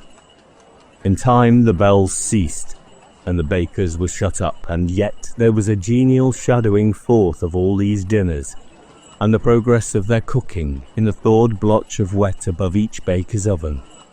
There were the pavements smoked as if its stones were cooking too. "Is there a peculiar flavour in what you sprinkle from your torch?" asked Scrooge. "There is my own," Would it apply to any kind of dinner on this day? Asked Scrooge. To any kindly given, to a poor one most.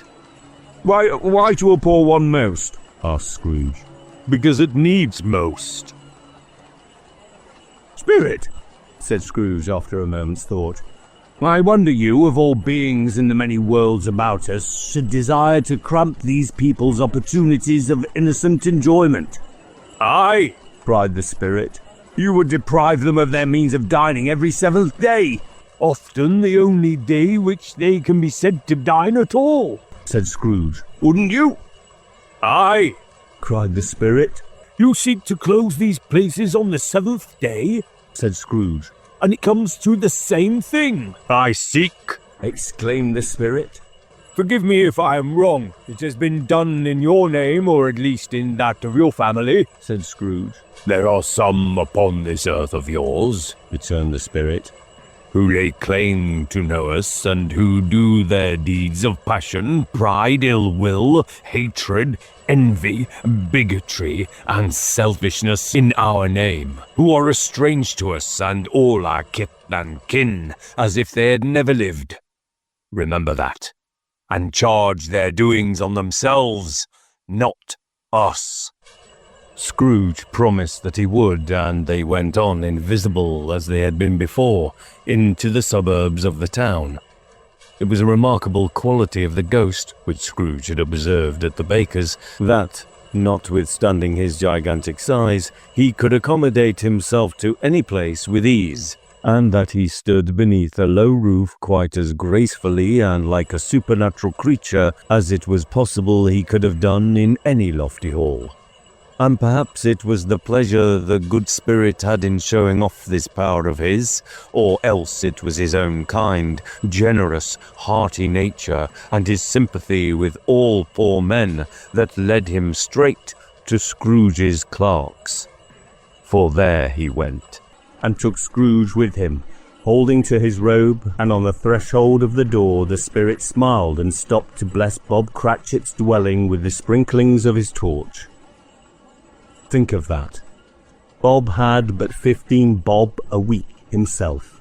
He pocketed on Saturdays but 15 copies of his Christian name, and yet the ghost of Christmas present blessed his 4-roomed house.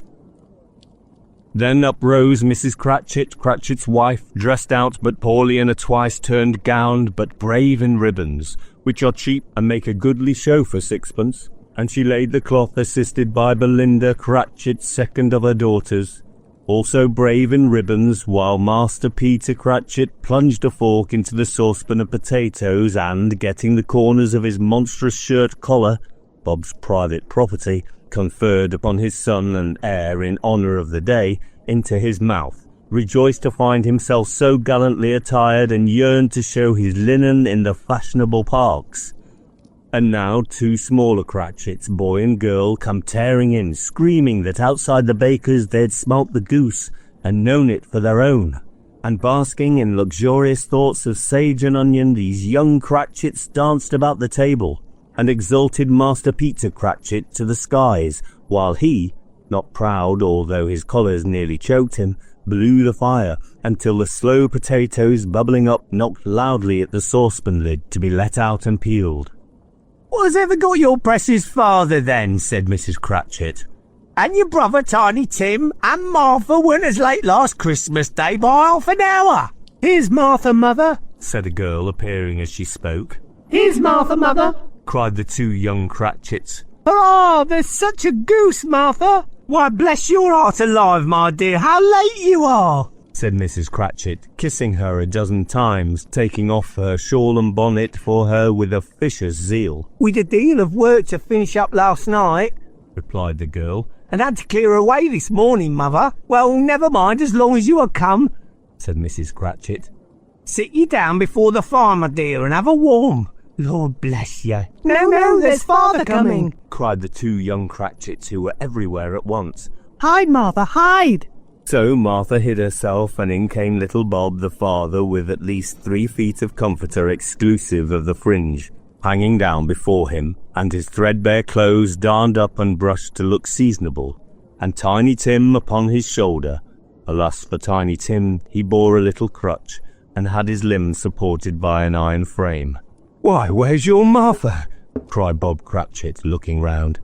Not coming, said Mrs. Cratchit. not coming. Said Bob with a sudden declension. His high spirits, for he'd been Tim's blood horse all the way from church, and had come home rampant. Not coming upon Christmas Day?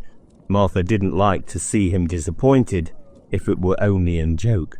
So she came out prematurely from behind the closet door, and ran into his arms while the two young Cratchits hustled Tiny Tim and bore him off into the wash-house that he might hear the puddings singing in the copper. And how did little Tim behave?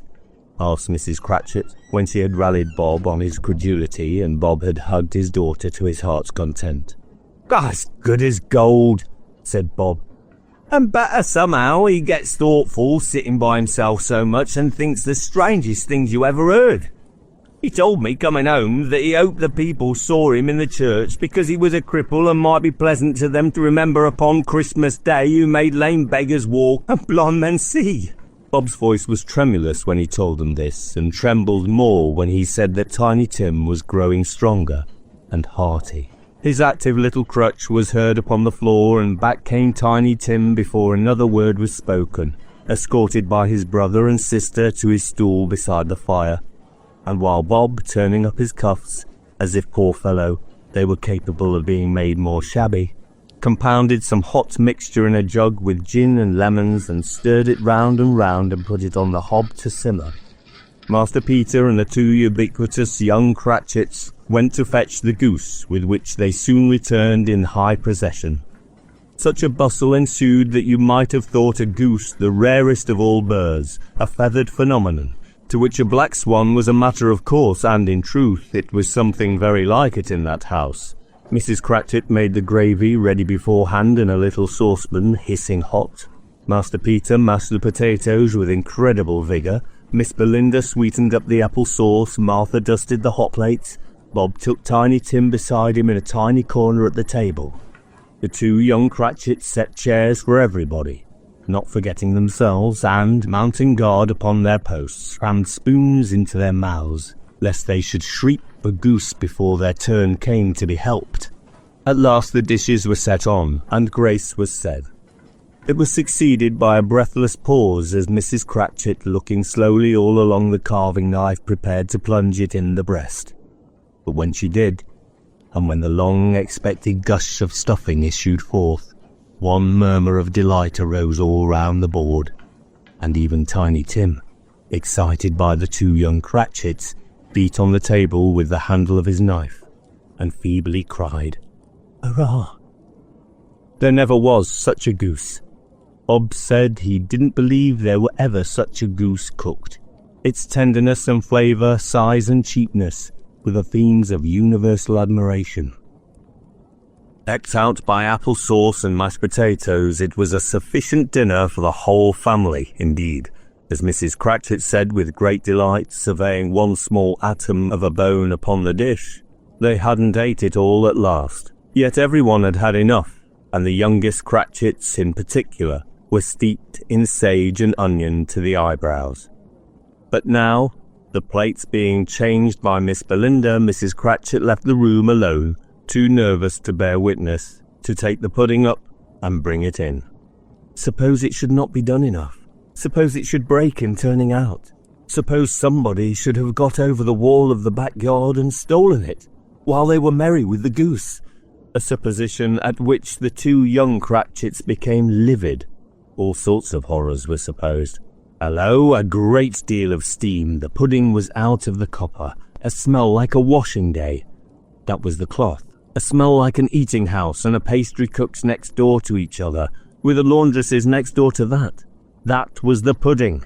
In half a minute Mrs. Cratchit entered, flushed, but smiling proudly, with the pudding like a speckled cannonball, so hard and firm, blazing in a half quartern of ignited brandy, and bedight with Christmas holly stuck into the top.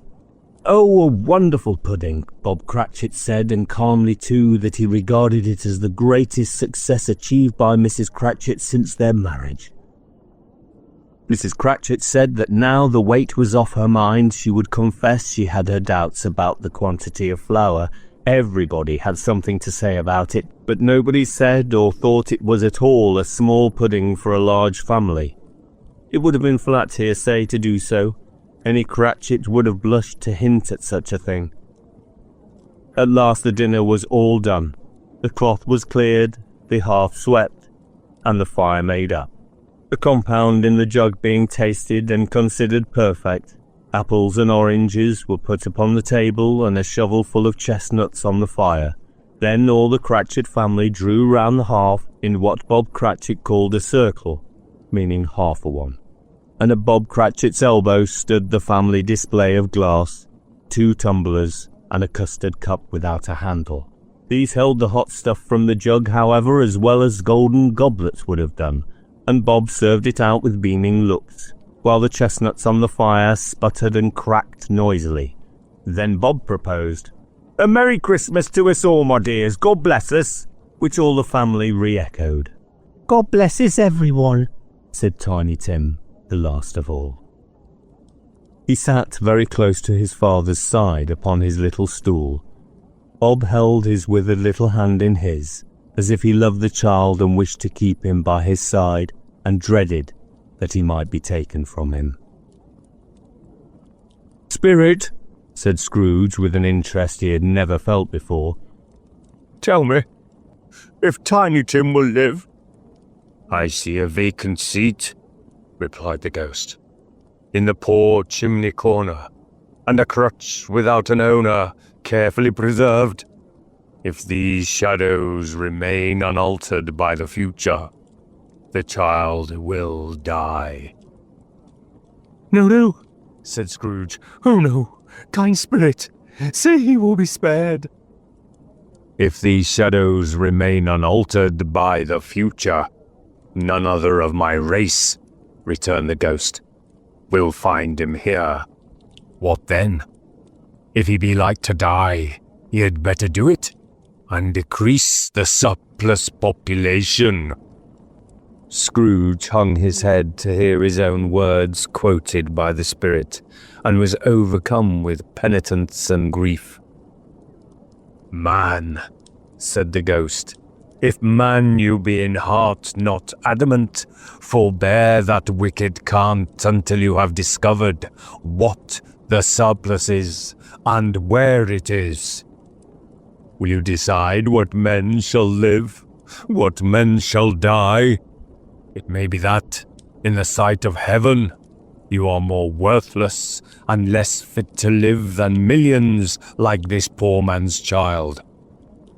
Oh God, to hear the insect on the leaf pronouncing on the too much life among his hungry brothers in the dust." Scrooge bent before the ghost's rebuke, and trembling, cast his eyes upon the ground. But he raised them speedily on hearing his own name. "Mr. Scrooge," said Bob. "I'll give you Mr. Scrooge, the founder of the feast." "The founder of the feast, indeed," cried Mrs. Cratchit, reddening. "I wish I had him here. I'd give him a piece of my mind to feast upon, and I hope he'd have a good appetite for it." "My dear," said Bob, "the children. Christmas Day. It should be Christmas Day, I'm sure," said she, "on which one drinks the health of such an odious, stingy, hard, unfeeling man as Mr. Scrooge. You know he is, Robert. Nobody knows it better than you do, poor fellow." "My dear," was Bob's mild answer, "Christmas Day." "I'll drink his health for your sake and the day's," said Mrs. Cratchit. "Not for his. Long life to him. A Merry Christmas and a Happy New Year. He'll be very merry and very happy, I have no doubt." The children drank the toast after her. It was the first of their proceedings which had no heartiness in it. Tiny Tim drank it last of all, but he didn't care twopence for it. Scrooge was the ogre of the family. The mention of his name cast a dark shadow on the party, which was not dispelled for full 5 minutes. After it had passed away, they were 10 times merrier than before, from the mere relief of Scrooge the baleful being done with. Bob Cratchit told them how he had a situation in his eye for Master Peter, which would bring in, if obtained, full 5 and 6pence weekly. The two young Cratchits laughed tremendously at the idea of Peter being a man of business, and Peter himself looked thoughtfully at the fire from between his collars, as if he were deliberating what particular investments he should favour when he came into the receipt of that bewildering income. Martha, who was a poor apprentice at a milliner's, then told them what kind of work she had to do, and how many hours she worked at a stretch, and how she meant to lie abed tomorrow morning for a good long rest, tomorrow being a holiday she passed at home. Also how she had seen a countess and a lord some days before, and how the lord was much about as tall as Peter, at which Peter pulled up his collars so high that you couldn't have seen his head if you had been there. All this time the chestnuts and the jug went round and round, and by they had a song about a lost child travelling in the snow, from Tiny Tim, who had a plaintive little voice, and sang it very well indeed. There was nothing of high mark in this. They were not a handsome family. They were not well dressed. Their shoes were far from being waterproof. Their clothes were scanty, and Peter might have known, and very likely did, the inside of a pawnbroker's. But they were happy, grateful, pleased with one another, and contented with the time, and when they faded, and looked happier yet in the bright sprinklings of the spirit torch at parting, Scrooge had his eye upon them, and especially on Tiny Tim, until the last.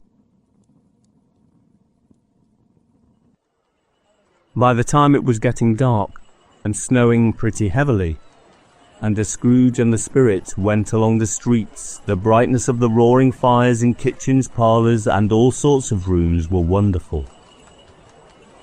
Here the flickering of the blaze showed preparations for a cosy dinner, with hot plates baking through and through before the fire, and deep red curtains ready to be drawn to shut out cold and darkness. There, all the children of the house were running out into the snow to meet their married sisters, brothers, cousins, uncles, aunts, and be the first to greet them. Here again were shadows on the window blinds of guests assembling, and there a group of handsome girls, all hooded and fur-booted, and all chattering at once, tripped lightly off to some neighbour's house, where, woe upon the single man who saw them enter, artful witches, well they knew it, in a glow. But if you had judged from the numbers of people on their way to friendly gatherings, you might have thought that no one was at home to give them welcome when they got there. Instead of every house expecting company and piling up its fires half chimney high, blessings on it, how the ghost exulted, how it bared its breadth of breast, and opened its capacious palm and floated on, outpouring with a generous hand its bright and harmless mirth on everything within its reach. The very lamplighter who ran on before, dotting the dusky street with specks of light, and who was dressed to spend the evening somewhere, laughed out loudly as the spirit passed, though little kenned the lamplighter that he had any company but Christmas. And now, without a word or warning from the ghost, they stood upon a bleak and desert moor, where monstrous masses of rude stone were cast about, as though it were the burial place of giants, and water spread itself wherever it listed, or would have done so, but for the frost that held it prisoner, and nothing grew but moss and furze and coarse rank grass. Down in the west the setting sun had left a streak of fiery red, which glared upon the desolation for an instant, like a sullen eye, and, frowning lower, lower yet, was lost in the thick gloom of darkness night. "What is this place?" asked Scrooge. A place where miners live, who labour in the bowels of the earth, returned the spirit. But they know me, see? A light shone from the window of a hut, and swiftly they advanced towards it. Passing through the wall of mud and stone, they found a cheerful company assembled round a glowing fire. An old man and woman, with their children and their children's children, and another generation beyond that, all decked out gaily in their holiday attire. The old man, in a voice that seldom rose above the howling of the wind upon the barren waste, was singing them a Christmas song. It had been a very old song when he was a boy, and from time to time they all joined in the chorus. So surely as they raised their voices, the old man got quite blithe and loud. And so surely as they stopped, his vigour sank again. The spirit did not tarry here, but bade Scrooge hold his robe, and passing on above the moor, sped with her, not to sea, to sea. To Scrooge's horror, looking back, he saw the last of the land, a frightful range of rocks behind them, and his ears were deafened by the thundering of water as it rolled and roared and raged among the dreadful caverns it had worn, and fiercely tried to undermine the earth. Built upon a dismal reef of sunken rocks, some league or so from shore, on which the waters chafed and dashed the wild year through, there stood a solitary lighthouse. Great heaps of seaweed clung to its base, and storm birds born of the wind, one might suppose, as seaweed of the water, rose and fell about it like the waves they skimmed. But even here 2 men who watched the light had made a fire that through the loophole in the thick stone walls shed out a ray of brightness on the awful sea. Joining their horny hands over the rough table at which they sat, they wished each other Merry Christmas in their can of grog. And one of them, the elder too, with his face all damaged and scarred with hard weather, as the figurehead of an old ship might be, struck up a sturdy song that was like a gale in itself. Again the ghost sped on above the black and heaving sea, on, until being far away, as he told Scrooge, from any shore, they lighted on a ship. They stood beside the helmsman at the wheel, the lookout in the bow, the officers who had the watch, dark, ghostly figures in their several stations, but every man among them hummed a Christmas tune, or had a Christmas thought, or spoke below his breath to his companion of some bygone Christmas day, with homeward hopes belonging to it.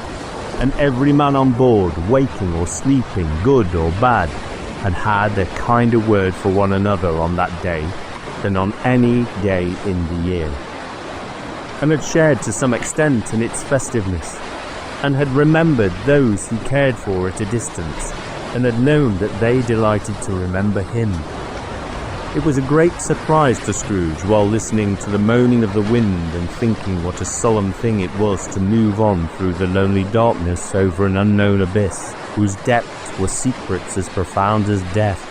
It was a great surprise to Scrooge, while thus engaged, to hear a hearty laugh.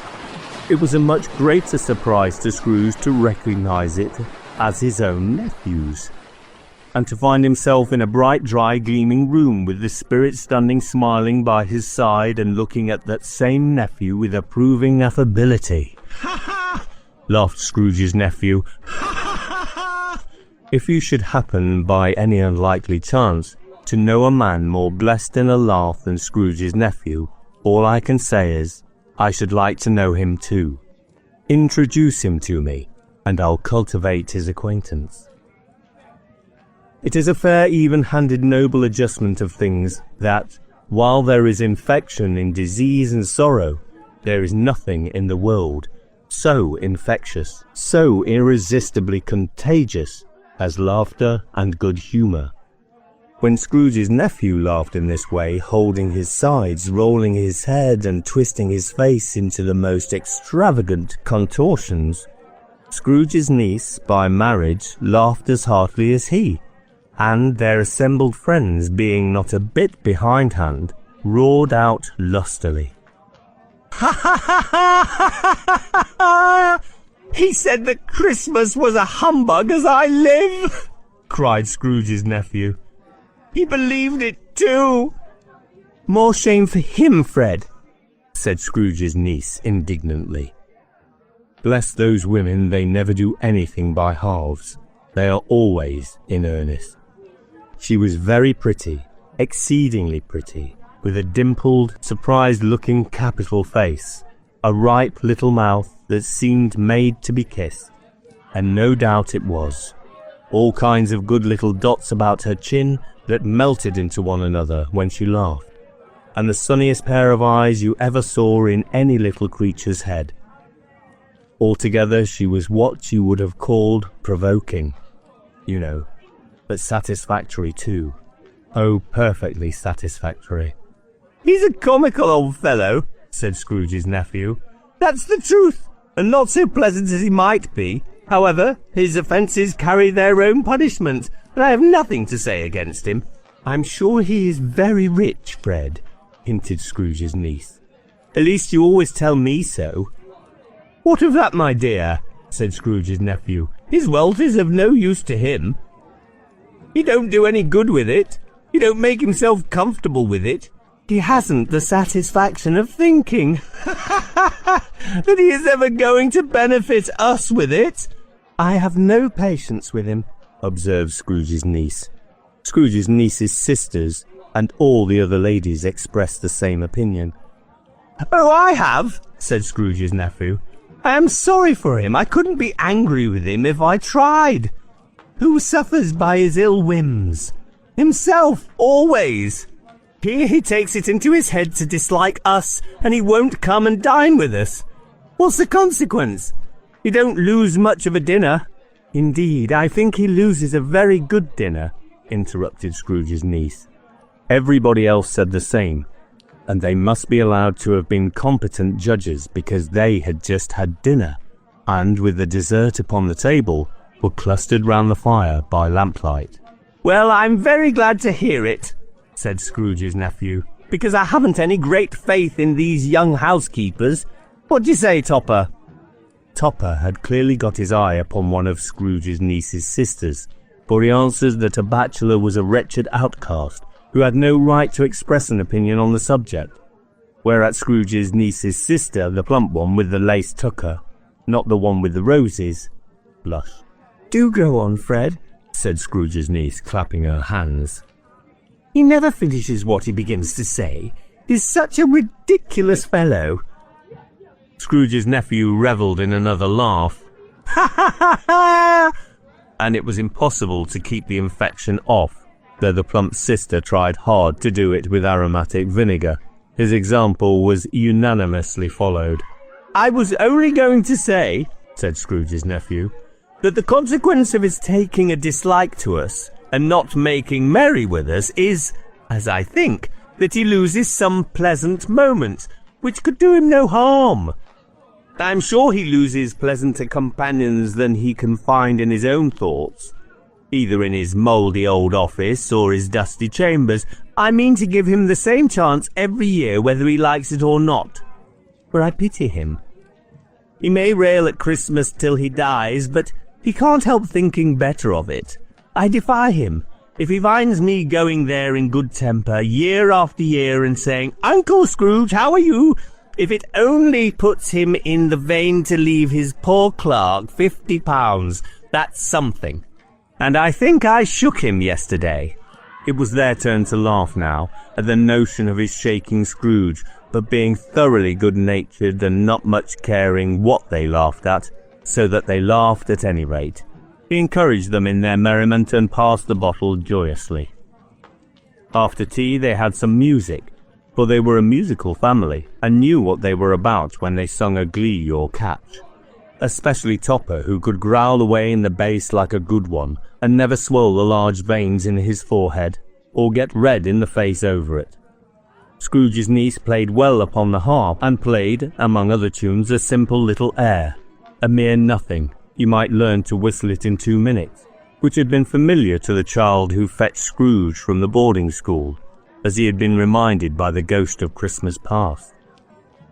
When the strain of music sounded, all the things that the ghost had shown him came upon his mind.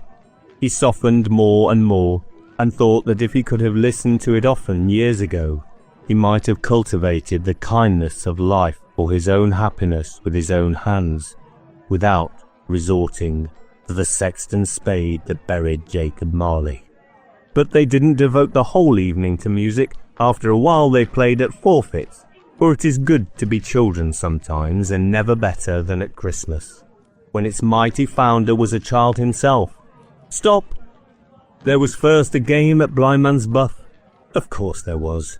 and I no more believe Topper was really blind than I believe he had eyes in his boots. My opinion is that it was a done thing between him and Scrooge's nephew, and that the ghost of Christmas present knew it. The way he went after that plump sister in the lace tucker was an outrage on the credulity of human nature, knocking down the fire irons, trembling over the chairs, thumping up against the piano, smothering himself amongst the curtains. Wherever she went, there went he. He always knew where the plump sister was. He wouldn't catch anybody else. If you'd have fallen up against him, as some of them did, on purpose, he would have made a feint of endeavouring to seize you, which would have been an affront to your understanding, and would instantly have sidled off in the direction of the plump sister. She often cried out that it wasn't fair, and it really was not. But when at last he caught her, when in spite of all her silken rustlings and her rapid flutterings past him, he got her into a corner whence there was no escape, then his conduct was the most execrable. For his pretending not to know her, his pretending that it was necessary to touch her headdress, and further to assure himself of her identity by pressing a certain ring upon her finger, and a certain chain about her neck, was vile, monstrous. No doubt she told him her opinion of it when, another blind man being in office, they were so very confidential together behind the curtains. Scrooge's niece was not one of the blind man's buff party, but was made comfortable with a large chair and a footstool, in a snug corner where the ghost and Scrooge were close behind her. But she joined in the forfeits and loved her love to admiration with all the letters of the alphabet. Likewise at the game of how, when, and where, she was very great, and to the secret joy of Scrooge's nephew, beat her sisters hollow. Though they were sharp girls too, as Topper could have told you. There might have been 20 people there, young and old, but they all played, and so did Scrooge, or, wholly forgetting, in the interest he had in what was going on, that his voice made no sound in their ears, he sometimes came out with his guess quite loud, and very often guessed right too. For the sharpest needle, best Whitechapel, warranted not to cut in the eye, was not sharper than Scrooge, blunt as he took it in his head to be. The ghost was greatly pleased to find him in this mood, and looked upon him with such favour that he begged like a boy to be allowed to stay until the guests departed. But this, the spirit said, could not be done. Here is a new game, said Scrooge. 1/2 hour, spirit. Only one. It was a game called Yes and No, where Scrooge's nephew had to think of something and the rest must find out what. He only answering to their questions yes or no, as the case was. The brisk fire of questioning to which it was elicited from him that he was thinking of an animal, a live animal, rather a disagreeable animal, a savage animal, an animal that growled and grunted sometimes, and talked sometimes, and lived in London, and walked about the streets, and wasn't made a show of, and wasn't led by anybody, and didn't live in a menagerie, and was never killed in a market, and was not a horse, or an ass, or a cow, or a bull, or a tiger, or a dog, or a pig, or a cat, or a bear. At every fresh question that was put to him, this nephew burst into a fresh roar of laughter, and was so inexpressibly tickled that he was obliged to get up off the sofa and stamp.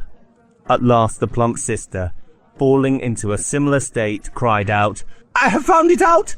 I know what it is, Fred! I know what it is! What is it? cried Fred. It's your Uncle Scrooge! Which it certainly was. Admiration was the universal sentiment, though some objected that the reply to, "Is it a bear?" ought to have been yes, insomuch as an answer in the negative was sufficient to have diverted their thoughts from Mr. Scrooge, supposing they had ever any tendency that way.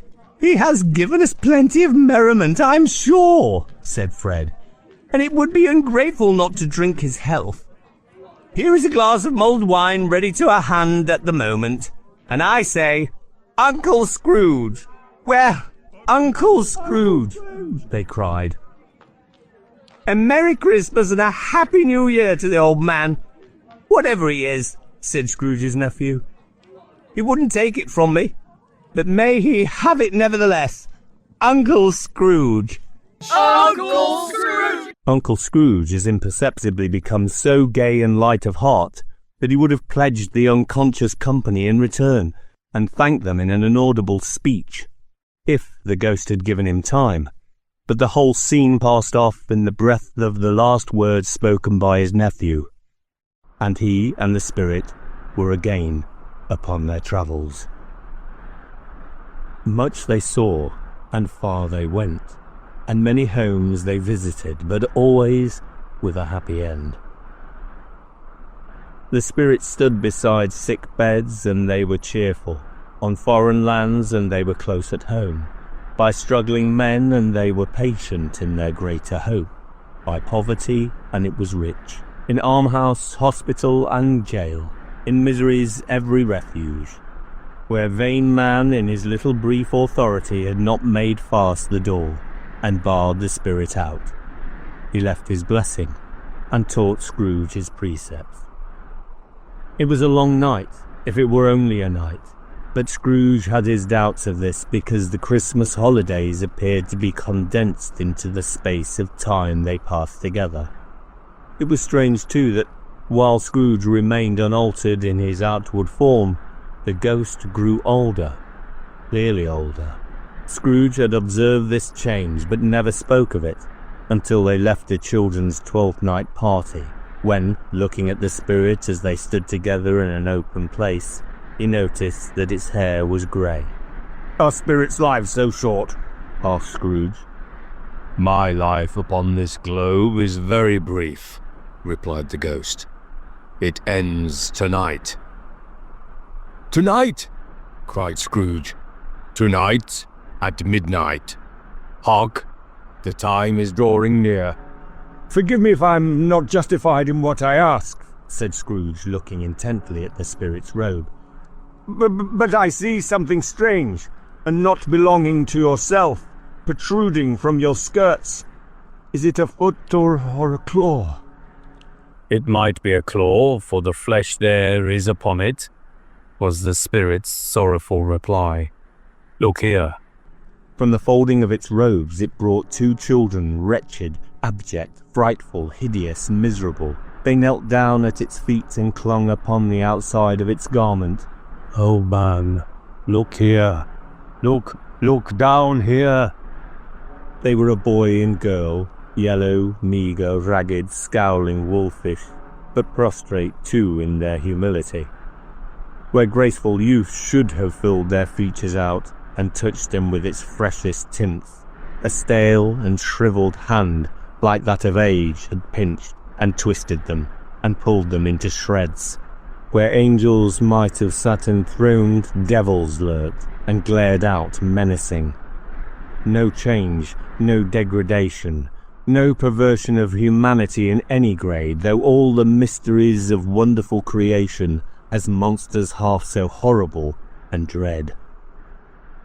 Scrooge started back, appalled, having them shown to him in this way. He tried to say that they were fine children, but the words choked themselves rather than be parties to a lie of such enormous magnitude.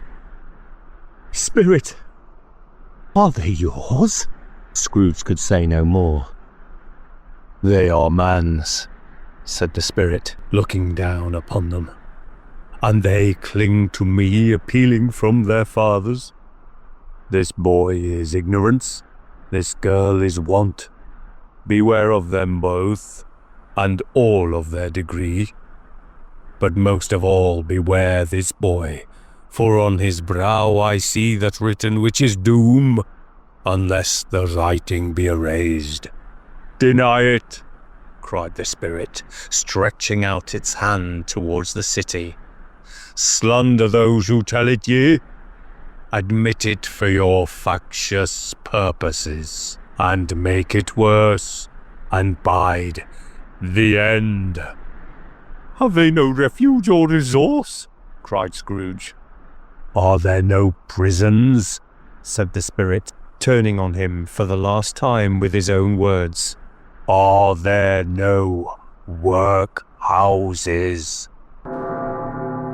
The bell struck 12. Scrooge looked about him for the ghost, and saw it not.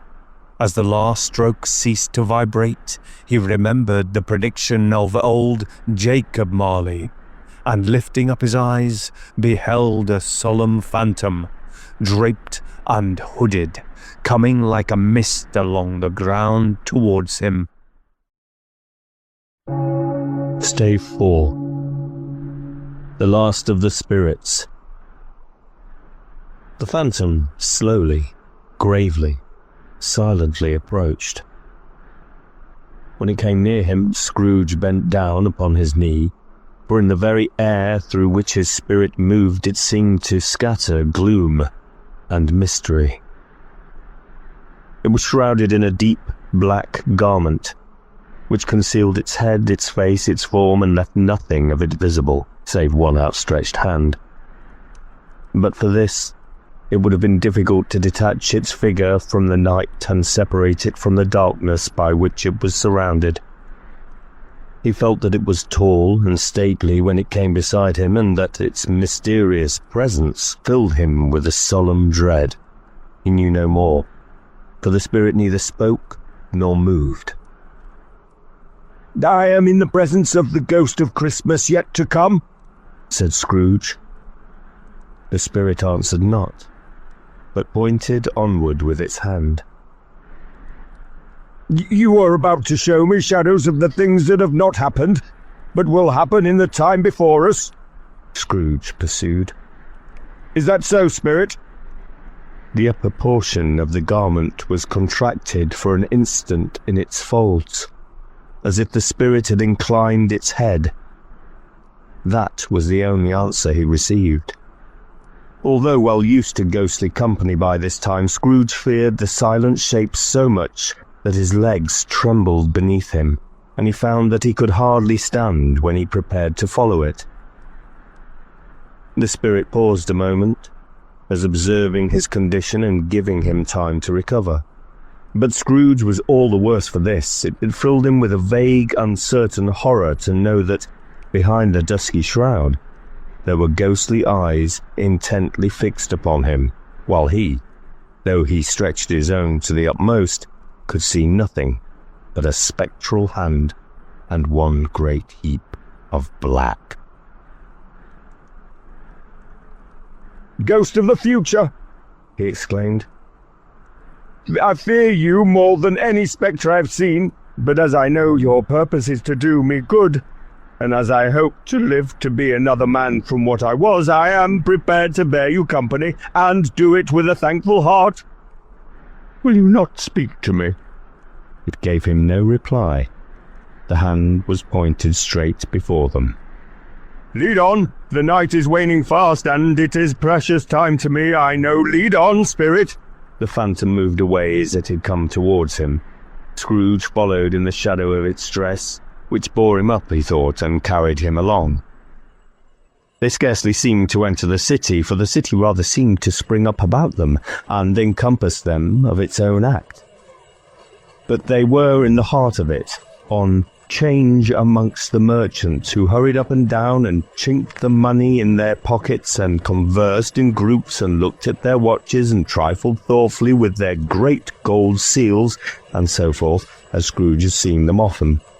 The spirit stopped beside one little knot of businessmen, and observing that the hand was pointed to them, Scrooge advanced to listen to their talk. "No," said a great fat man with a monstrous chin. "I don't know much about it either way. I only know he's dead." "When did he die?" inquired another. "Last night, I believe." "Why, what was the matter with him?" asked a third, taking a vast quantity of snuff out of a very large snuff box. "I thought he'd never die." "God knows," said the first with a yawn. "What has he done with his money?" asked a red-faced gentleman with a pendulous excrescence on the end of his nose that shook like the gills of a turkey cock. "I haven't heard," said the man with the large chin, yawning again. "Left it to his company, perhaps. He hasn't left it to me, that's all I know." This pleasantry was received with a general laugh. "It's likely to be a very cheap funeral," said the same speaker, "but upon my life I don't know of anybody to go to it. Suppose we make up a party and volunteer?" "I don't mind going if lunch is provided," observed the gentleman with the excrescence on his nose, "but I must be fed if I make one." Another laugh. "Well, I am the most disinterested among you after all," said the first speaker, "for I never wear black gloves and I never eat lunch. I'll offer to go if anybody else will. When I come to think of it, I'm not at all sure that I wasn't his most particular friend, for we used to stop and speak whenever we met. Bye-bye." Speakers and listeners strolled away, and mixed with other groups. Scrooge knew the men and looked towards the spirit for an explanation. The phantom glided on into a street. Its finger pointed to two persons meeting. Scrooge listened again, thinking that the explanation might lie here. He knew these men also, perfectly. They were men of business, very wealthy and of great importance.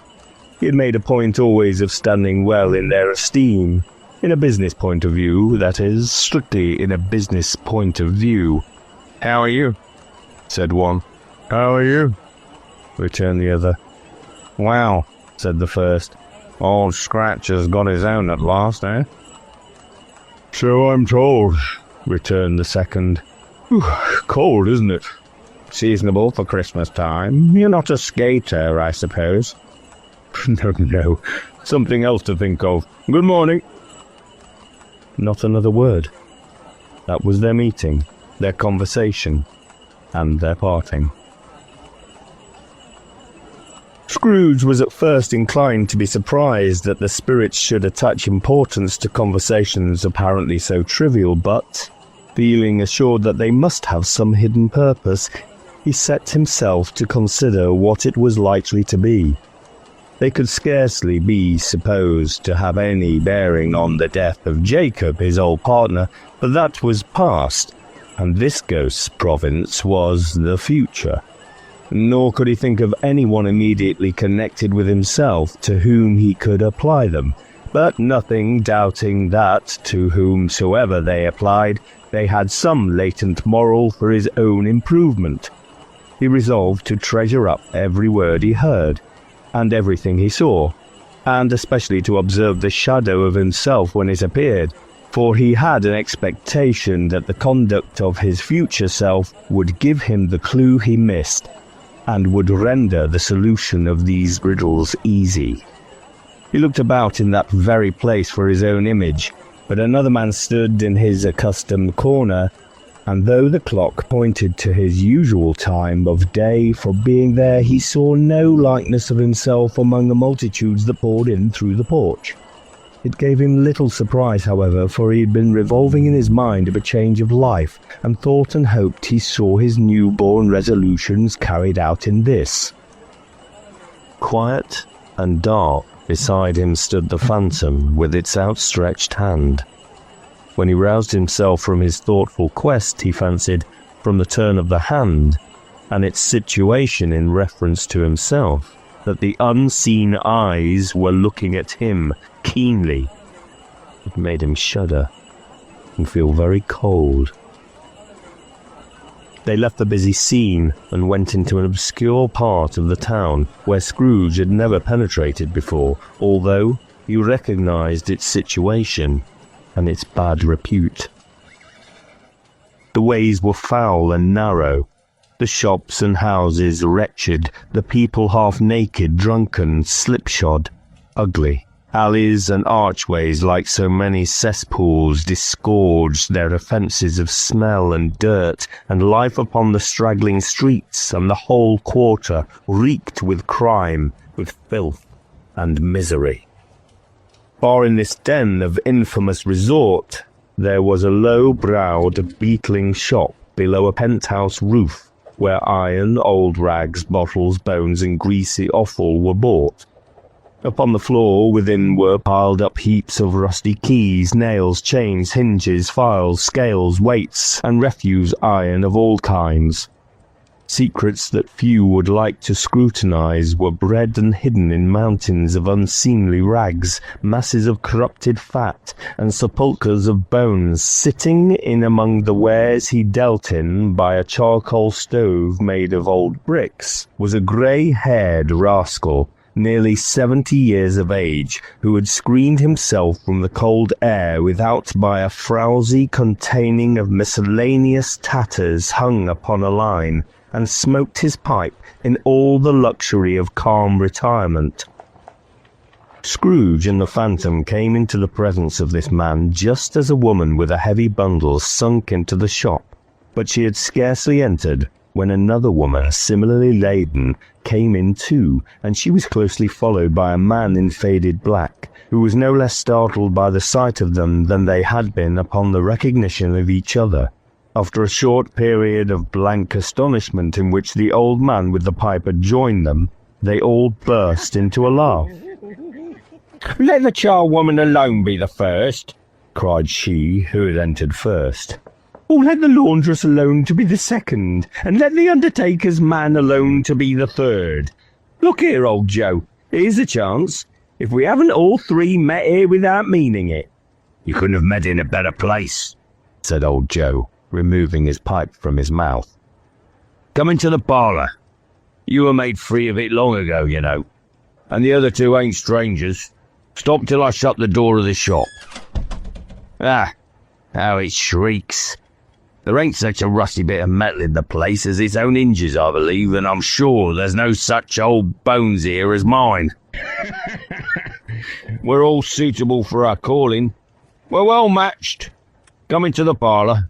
Come into the parlour."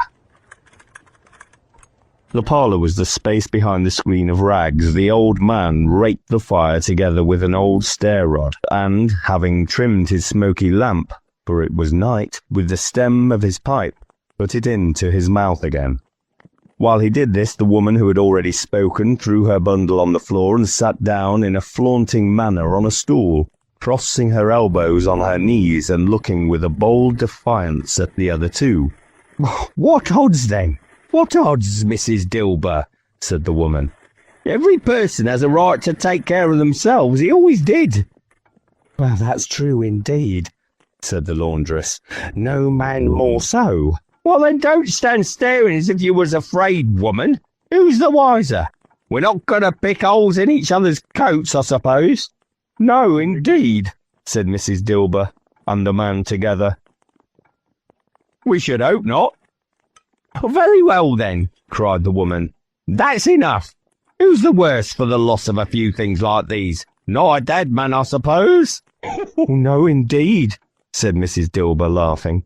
"If he wanted to keep him after he was dead, a wicked old screw," pursued the woman, "why wasn't he natural in his lifetime?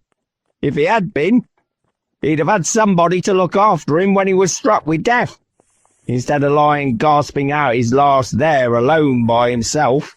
"It's the truest words that ever was spoke," said Mrs. Dilber. "It's a judgment on him." "I wish it was a little heavier judgment," replied the woman, "and it should have been. You may depend on it. If I could have laid my hands on anything else, open that bundle, old Joe, and let me know the value of it. Speak out plain. I'm not afraid to be the first, nor afraid for them to see it. We knew pretty well we were helping ourselves before we met here, I believe. It's no sin. Open the bundle, Joe." But the gallantry of her friends would not allow of this, and the man in the faded black, mounting the breach first, produced his plunder. It was not extensive. A seal or two, a pencil case, a pair of sleeve buttons, and a brooch of no great value were all. They were severely examined and appraised by old Joe, who chalked the sums he was disposed to give for each upon the wall, and added them up into a total when he found that there was nothing more to come. "That's your account," said Joe, "and I wouldn't give another sixpence if I was to be boiled for not doing it. Who's next?" Mrs. Dilber was next. Sheets and towels, a little wearing apparel, 2 old-fashioned silver teaspoons, a pair of sugar tongs, and a few boots. Her account was stated on the wall in the same manner. "I always give too much to ladies. It's a weakness of mine, and that's the way I ruin myself," said old Joe. That's your account. If you ask me for another penny and made it an open question, I repent of being so liberal and knock off £half-a-crown. And now undo my bundle, Joe, said the first woman. Joe went down on his knees for the greater convenience of opening it and, having unfastened a great many knots, dragged out a large, heavy roll of some dark stuff. What do you call this? Said Joe. Bed curtains? Ah, returned the woman, laughing and leaning forward on her crossed arms. Bed curtains. You don't mean to say you took 'em down, ring and all, with him lying there? Said Joe. Yes, I do, replied the woman. Why not? You were born to make your fortune, said Joe. And you'll certainly do it. I certainly shan't hold my hand when I get anything in it by reaching it out for the sake of such a man as he was. I promise you that, Joe, returned the woman coolly. Don't drop that oil upon the blankets now. His blankets, asked Joe. Whose else do you think? Replied the woman. He isn't likely to take cold without 'em, I dare say. I hope he didn't die of anything catching, eh? Said old Joe, stopping in his work and looking up. Don't you be afraid of that, returned the woman. I ain't so fond of his company that I'd loiter about him for such things if he did. Ah! You may look through the shirt till your eyes ache, but you won't find a hole in it, nor a threadbare place. It's the best he had, and a fine one too. They'd have wasted it if it hadn't been for me. What do you call wasting of it? Asked old Joe. Putting it on him to be buried in, to be sure, replied the woman with a laugh. Somebody was fool enough to do it, but I took it off again. If calico ain't good enough for such a purpose, it isn't good enough for anything. It's quite as becoming to the body. He can't look uglier than he did in that one. Scrooge listened to this dialogue in horror as they sat, grouped about their spoil in the scanty light afforded by the old man's lamp. He viewed them with a detestation and disgust which could hardly have been greater, though they had been obscene demons marketing the corpse itself. Laughed the same woman when old Joe, producing a flannel bag with money in it, told out their several gains upon the ground. This is the end of it, you see. He frightened everyone away from him when he was alive, to profit us when he was dead. Spirit, said Scrooge, shuddering from head to foot. I see. The case of this unhappy man might be my own. My life tends that way now. Merciful heaven, what is this? He recoiled in terror, for the scene had changed, and now he almost touched a bed. A bare, uncurtained bed, on which beneath a ragged sheet there lay something covered up, which, though it was dumb, announced itself in awful language. The room was very dark, too dark to be observed with any accuracy, though Scrooge glanced round it in obedience to a secret impulse, anxious to know what kind of room it was. A pale light, rising in the outer air, fell straight upon the bed, and on it, plundered and bereft, unwatched, unwept, uncared for, was the body of this man. Scrooge glanced towards the phantom. Its steady hand was pointed to the head. The cover was so carelessly adjusted that the slightest raising of it, the motion of a finger upon Scrooge's part, would have disclosed the face. He thought of it, felt how easy it would be to do, and longed to do it, but had no more power to withdraw the veil than to dismiss the spectre at his side. Oh, cold, cold, rigid, dreadful death! Set up thine altar here, and dress it upon with such terrors as thou hast at thy command, for this is thy dominion. But of the loved, revered, and honoured head thou canst not turn one hair to thy dread purposes, or make one feature odious. It is not that the hand is heavy, and will fall down when released. It is not that the heart and pulse are still, but that the hand was open, generous, and true. The heart brave, warm and tender, and the pulse a man's. Strike, shadow, strike, and see his good deeds springing from the wound, to sow the world with life immortal. No voice pronounced these words in Scrooge's ears, and yet he heard them when he looked upon the bed. He thought if this man could be raised up now, what would be his foremost thoughts? Avarice, hard dealing, griping cares? They have brought him to a rich end, truly. He lay in the dark, empty house, with not a man, a woman, or a child to say he was kind to me in this or that, and for the memory of one kind word I will be kind to him. A cat was tearing at the door, and there was a sound of gnawing rats beneath the hearthstone. What they wanted in the room of death, and why they were so restless and disturbed, Scrooge did not dare to think. "Spirit," he said, "this is a fearful place. In leaving it, I shall not leave its lesson. Trust me. Let us go." Still the ghost pointed with an unmoved finger to the head.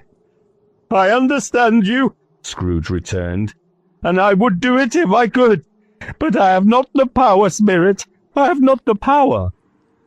Again it seemed to look upon him. "If there is any person in the town who feels emotion caused by this man's death," said Scrooge, quite agonized, "show that person to me, Spirit. I beseech you." The phantom spread its dark robe before him for a moment like a wing, and, withdrawing it, revealed a room by daylight where a mother and her children were. She was expecting someone, and with anxious eagerness, for she walked up and down the room, started at every sound, looked out from the window, glanced at the clock, tried but in vain to work with her needle, and could hardly bear the voices of her children in their play. At length the long-expected knock was heard. She hurried to the door and met her husband, a man whose face was careworn and depressed, though he was young. There was a remarkable expression in it now, a kind of serious delight of which he felt ashamed and which he struggled to repress. He sat down to the dinner that had been hoarding for him by the fire, and when she asked him faintly what news, which was not until after a long silence, he appeared embarrassed how to answer. "Is it good," she said, "or bad?" to help him. "Bad," he answered. "We are quite ruined?" "No, there is hope yet, Caroline." "If he relents," she said, amazed. "There is. Nothing is past hope, if such a miracle has happened." "He is past relenting," said her husband. "He is dead." She was a mild and patient creature, if her face spoke truth, but she was thankful in her soul to hear it, and she said so with clasped hands. She prayed forgiveness the next moment, and was sorry, but the first was the emotion of her heart. What the half-drunken woman whom I told you of last night said to me when I tried to see him and obtain a week's delay, and what I thought was a mere excuse to avoid me, turns out to have been quite true. He was not only very ill, but dying then. "To whom will our debt be transferred?" "I don't know, but before that time we shall be ready with the money, and even though we were not, it would be bad fortune indeed to find so merciless a creditor in his successor. We may sleep tonight with light hearts, Caroline." Yes. Soften it as they would, their hearts were lighter. The children's faces, hushed and clustered round to hear what they so little understood, were brighter, and it was a happier house for this man's death. The only emotion that the ghost could show him, caused by the event, was one of pleasure. "Let me see some tenderness connected with a death," said Scrooge. or that dark chamber spirit which we left just now will be forever present to me." The ghost conducted him through several streets familiar to his feet. And as they went along, Scrooge looked here and there to find himself, but nowhere was he to be seen. They entered poor Bob Cratchit's house, the dwelling he had visited before, and found the mother and the children seated around the fire. Quiet. Very quiet. The noisy little Cratchits were as still as statues in one corner, and sat looking up at Peter, who had a book before him. The mother and her daughters were engaged in sewing. But surely they were very quiet. "And he took a child and set him in the midst of them." Where had Scrooge heard those words? He had not dreamed them. The boy must have read them out as he and the spirit crossed the threshold. Why did he not go on? The mother laid her work upon the table and put her hand up to her face. "Oh, the colour hurts my eyes," she said. The colour? Ah, poor Tiny Tim. "They're better now again," said Cratchit's wife. "It makes them weak by candlelight, and I wouldn't show weak eyes to your father when he comes home for the world. It must be near his time." "Past it, rather," Peter answered, shutting up his book. "But I think he has walked a little slower than he used these few last evenings, Mother." They were very quiet again. At last she said, and in a steady, cheerful voice that only faltered once, "I've known him to walk with Tiny Tim upon his shoulder very fast indeed." And so have I," cried Peter. "Often." "And so have I," exclaimed another. So had all. "But he was very light to carry," she resumed, intent upon her work. "And his father loved him so that it was no trouble. And there is your father at the door." She hurried out to meet him, and little Bob, in his comforter, he had need of it, poor fellow, came in. His tea was ready for him on the hob, and they all tried who should help him to it most. Then the two young Cratchits got up upon his knees, and laid each child a little cheek against his face, and if they said, "Don't mind it, father. Don't be grieved," Bob was very cheerful with them, and spoke pleasantly to all the family. He looked at the work upon the table, and praised the industry and speed of Mrs. Cratchit and the girls. They would be done long before Sunday, he said. "Sunday? You went today then, Robert?" said his wife. "Yes, my dear," returned Bob. "I wish you could have gone. It would have done you good to see how green a place it is. But you'll see it often. I promised him that I would walk there on a Sunday. My little child!" He broke down all at once. He couldn't help it. If he could have helped it, he and his child would have been farther apart, perhaps, than they were. He left the room and went upstairs into the room above, which was lighted cheerfully and hung with Christmas.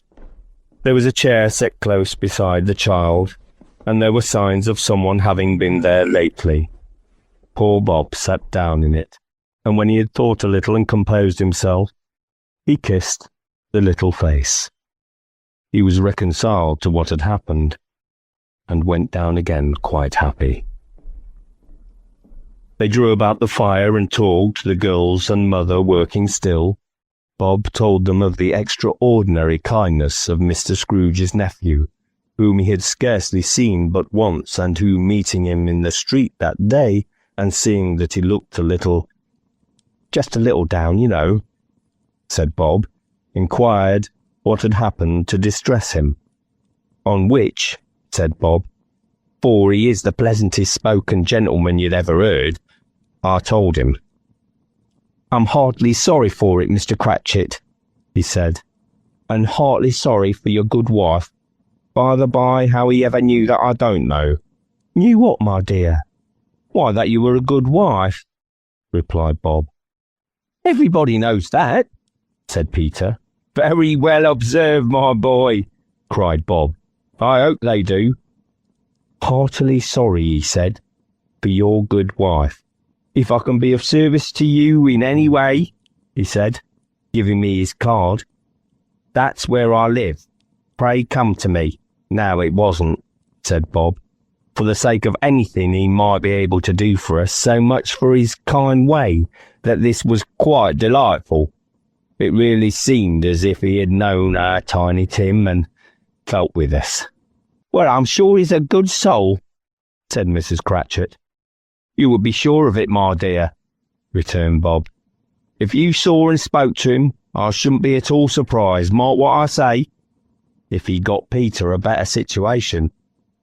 Only hear that, Peter, said Mrs. Cratchit. And then, cried one of the girls, Peter will be keeping company with someone and setting up for himself. Get along with you, retorted Peter, grinning. It's just as likely as not, said Bob. One of these days, though, there's plenty of time for that, my dear.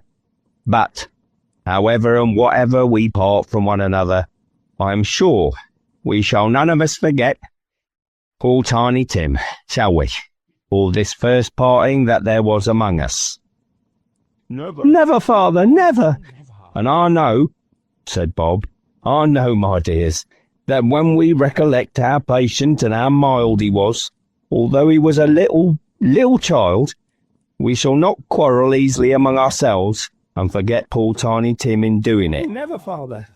They all cried again. I am very happy, said little Bob. I am very happy. Mrs. Cratchit kissed him. His daughters kissed him. The two young Cratchits kissed him, and Peter and himself shook hands. Spirit of Tiny Tim, thy childish essence was from God. Spectre, said Scrooge, something informs me that our parting moment is at hand. I know it, but I know not how. Tell me what man that was whom we saw lying dead. The ghost of Christmas yet to come conveyed him as before, though at a different time, he thought. Indeed, there seemed no order in these latter visions, save that they were in the future, into the resorts of businessmen, but showed him not himself. Indeed, the spirit did not stay for anything, but went straight on, as to the end just now desired, until besought by Scrooge to tarry for a moment.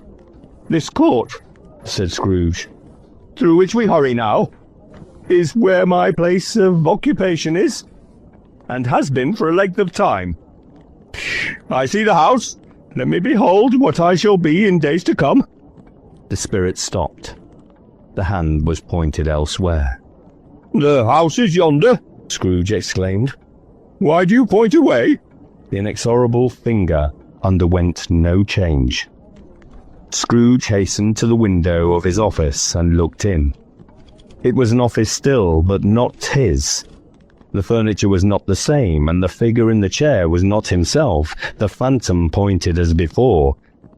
He joined it once again, and wondering why and whither he had gone, accompanied it until they reached an iron gate. He paused to look round before entering. A churchyard. Here, then, the wretched man, whose name he had now to learn, lay underneath the ground. It was a worthy place, walled in by houses, overrun by grass and weeds, the growth of vegetation's death, not life, choked up with too much burying, but with repleted appetite. A worthy place. The spirit stood among the graves and pointed down to one. He advanced towards it, trembling. The phantom was exactly as it had been, but he dreaded that he saw new meaning in its solemn shape. Before I draw near to that stone to which you point, said Scrooge, answer me one question. Are these the shadows of the things that will be, or are they the shadows of the things that may be only? Still the ghost pointed downward to the grave by which it stood.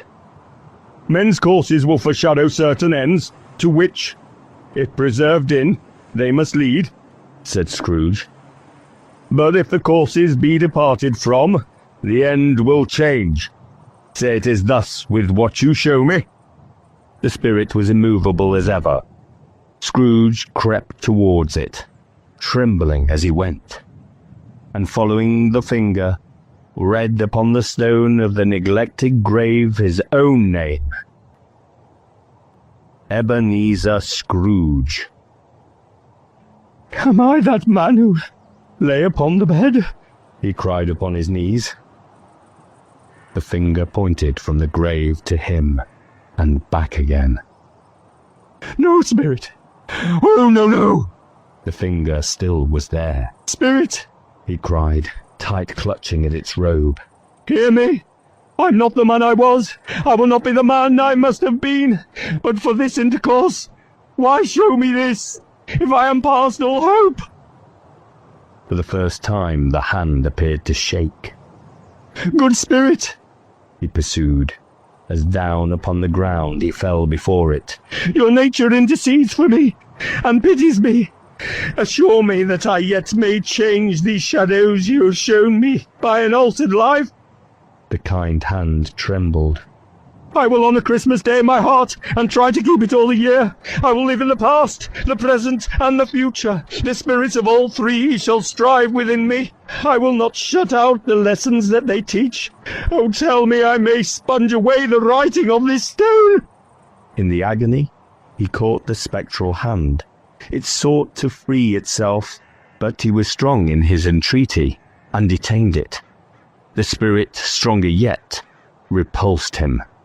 Holding up his hands in a last prayer to have his fate reversed, he saw an alteration in the phantom's hood and dress. It shrunk, collapsed, and dwindled down into a bedpost.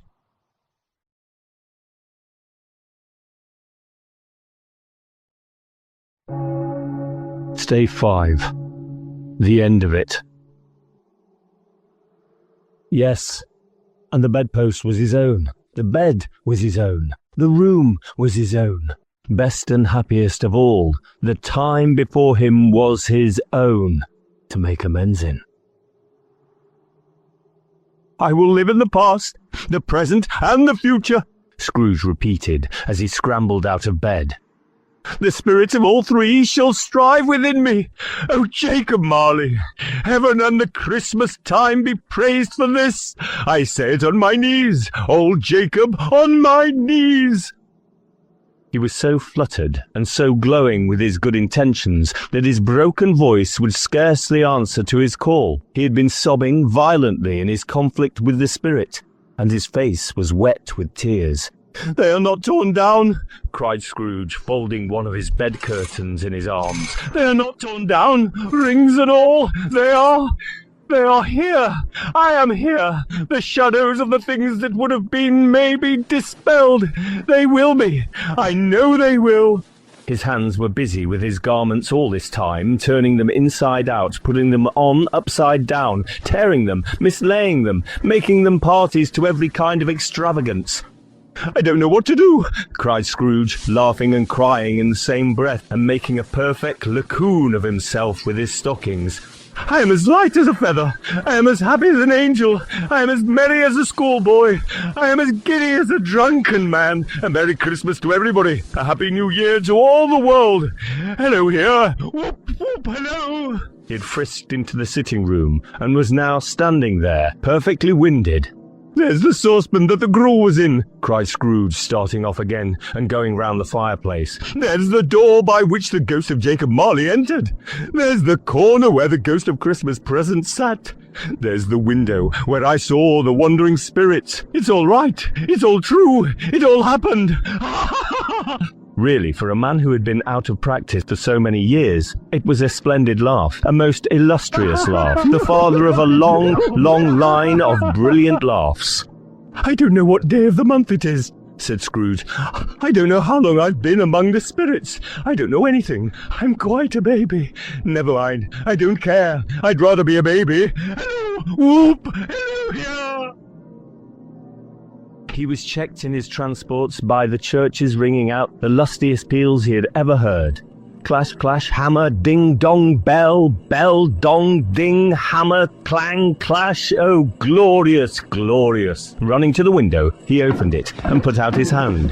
No fog, no mist. Clear, bright, jovial, stirring, cold, cold, piping for the blood to dance to, golden sunlight, heavenly sky, sweet fresh air, merry bells. Oh, glorious, glorious. "What's today?" cried Scrooge, calling downward to a boy in Sunday clothes who perhaps had loitered in to look about him. "Eh?" returned the boy with all his might of wonder. "What's today, my fine fellow?" said Scrooge. "Today?" replied the boy. "Why, Christmas Day." "It's Christmas Day," said Scrooge to himself. "I haven't missed it. The spirits have done it all in one night. They can do anything they like. Of course they can. Of course they can. Hello, my fine fellow." "Hello," returned the boy. "Do you know the poulterers in the next street but one at the corner?" Scrooge inquired. "I should hope I did," replied the lad. "An intelligent boy," said Scrooge. "A remarkable boy. Do you know whether they've sold the prize turkey that was hanging up there? Not the little prize turkey, the big one." "What? The one as big as me?" returned the boy.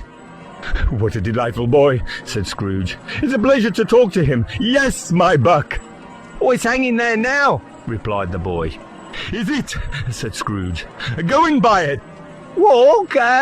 exclaimed the boy. No, said Scrooge.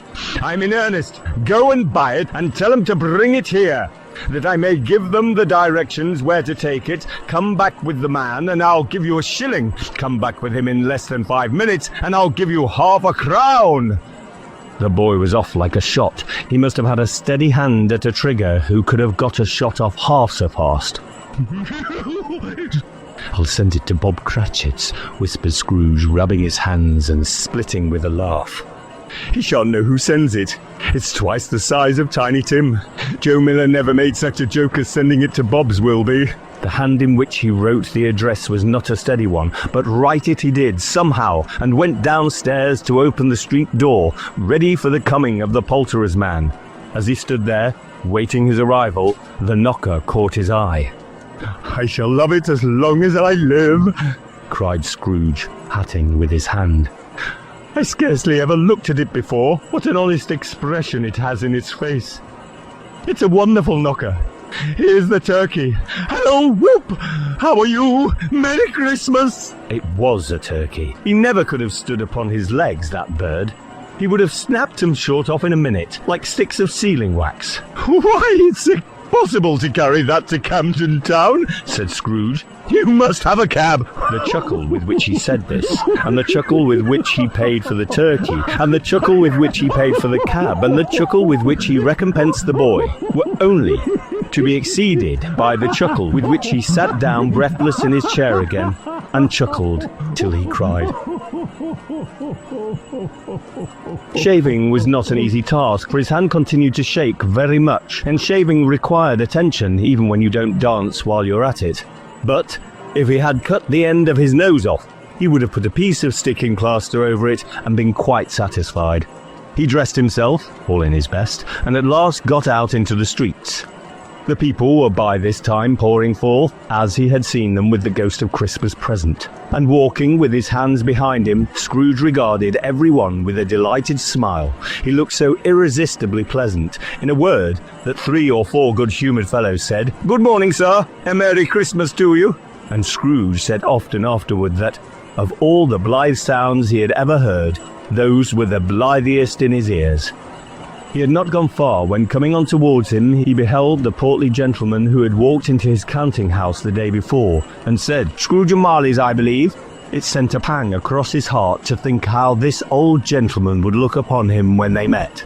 But he knew what path lay straight before him, and he took it. "My dear sir," said Scrooge, quickening his pace, and taking the gentleman by both his hands. "How do you do? I hope you succeeded yesterday. It was very kind of you. A Merry Christmas to you, sir." "Mr. Scrooge?"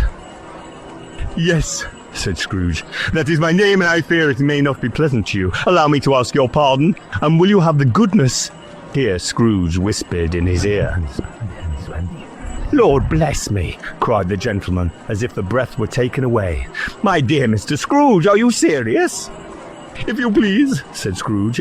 Not a farthing less. A great many back payments are included in it, I assure you. Will you do me that favour? My dear sir, said the other, shaking hands with him. I don't know what to say to such munificence. Don't say anything, please, retorted Scrooge. Come and see me. Will you come and see me? I will, cried the old gentleman, and it was clear he meant to do it. Thank ye, said Scrooge. I am much obliged to you. I thank you 50 times, bless you. He went to church and walked about the streets and watched the people hurrying to and fro, patted the children on the head and questioned beggars and looked down into the kitchens of houses and up to the windows and found that everything could yield him pleasure. He never dreamed that any walk, that anything, could give him so much happiness. In the afternoon, he turned his steps towards his nephew's house. He passed the door a dozen times before he had the courage to go up and knock. But he made a dash and did it. Is your master at home, my dear? Said Scrooge to the girl. Nice girl, very. Oh, yes, sir. Where is he, my love? Said Scrooge. Oh, he's in the dining room, sir, along with mistress. I'll show you upstairs, if you please. Thank you, he knows me, said Scrooge, with his hand already on the dining room lock. I'll go in here, my dear. He turned it gently and sidled his face in round the door. They were looking at the table, which was spread out in great array. For these young housekeepers are always nervous on such points, and like to see that everything is right. Fred, said Scrooge.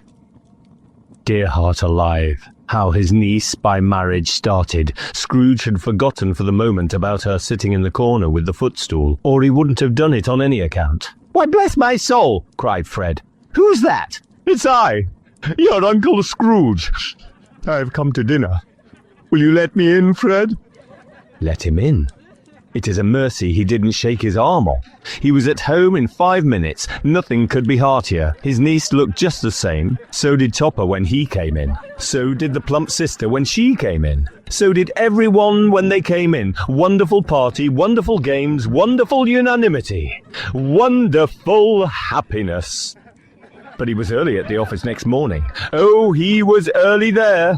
If he could only be there first and catch Bob Cratchit coming late. That was the thing he had set his heart upon. And he did it. Yes, he did. The clock struck 9.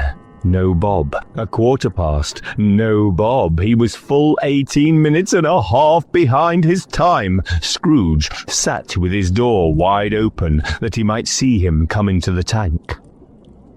His hat was off before he opened the door, his comforter too. He was on his stool in a jiffy, driving away with his pen, as if he were trying to overtake 9 o'clock.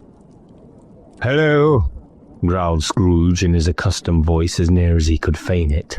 "What do you mean by coming here at this time of day?" "Oh, I'm very sorry, sir," said Bob. "I am behind my time." "You are?" repeated Scrooge. "Yes, I think you are. Step this way, sir, if you please." "Oh, it's only once a year, sir," pleaded Bob, appearing from the tank. "It shall not be repeated. I was making rather merry yesterday, sir." "Now, I'll tell you what, my friend," said Scrooge. "I am not going to stand this sort of thing any longer. And therefore," he continued, leaping from his stool and giving Bob such a dig in the waistcoat that he staggered back into the tank again, "and therefore I am about to raise your salary." Bob trembled and got a little nearer to the ruler. He had a momentary idea of knocking Scrooge down with it, holding him and calling to the people in the court for help and a straight waistcoat.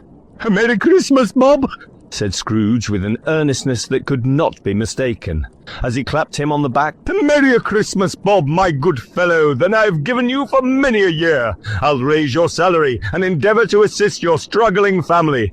And we shall discuss your affairs this very afternoon over a Christmas bowl of smoking bishop, Bob. Make up the fires and buy another coal scuttle before you dot another I, Bob Cratchit." Scrooge was better than his word. He did it all and infinitely more. And to Tiny Tim, who did not die, he was a second father. He became as good a friend, as good a master, and as good a man as the good old city knew. Or any other good old city, town, or borough in the good old world. Some people laughed to see the alteration in him, but he let them laugh, and little heeded them. for he was wise enough to know that nothing ever happened on this globe for good, at which some people did not have their fill of laughter in the outset, and knowing that such as these would be blind anyway, he thought it quite as well that they should wrinkle up their eyes in grins as have them a lady in less attractive forms. His own heart laughed, and that was quite enough for him. He had no further intercourse with spirits, but lived upon the total abstinence principle ever afterwards, and it was always said to him that he knew how to keep Christmas well. If any man alive possessed the knowledge, may that be truly said of us, and all of us. And so, as Tiny Tim observed, God bless us, every one.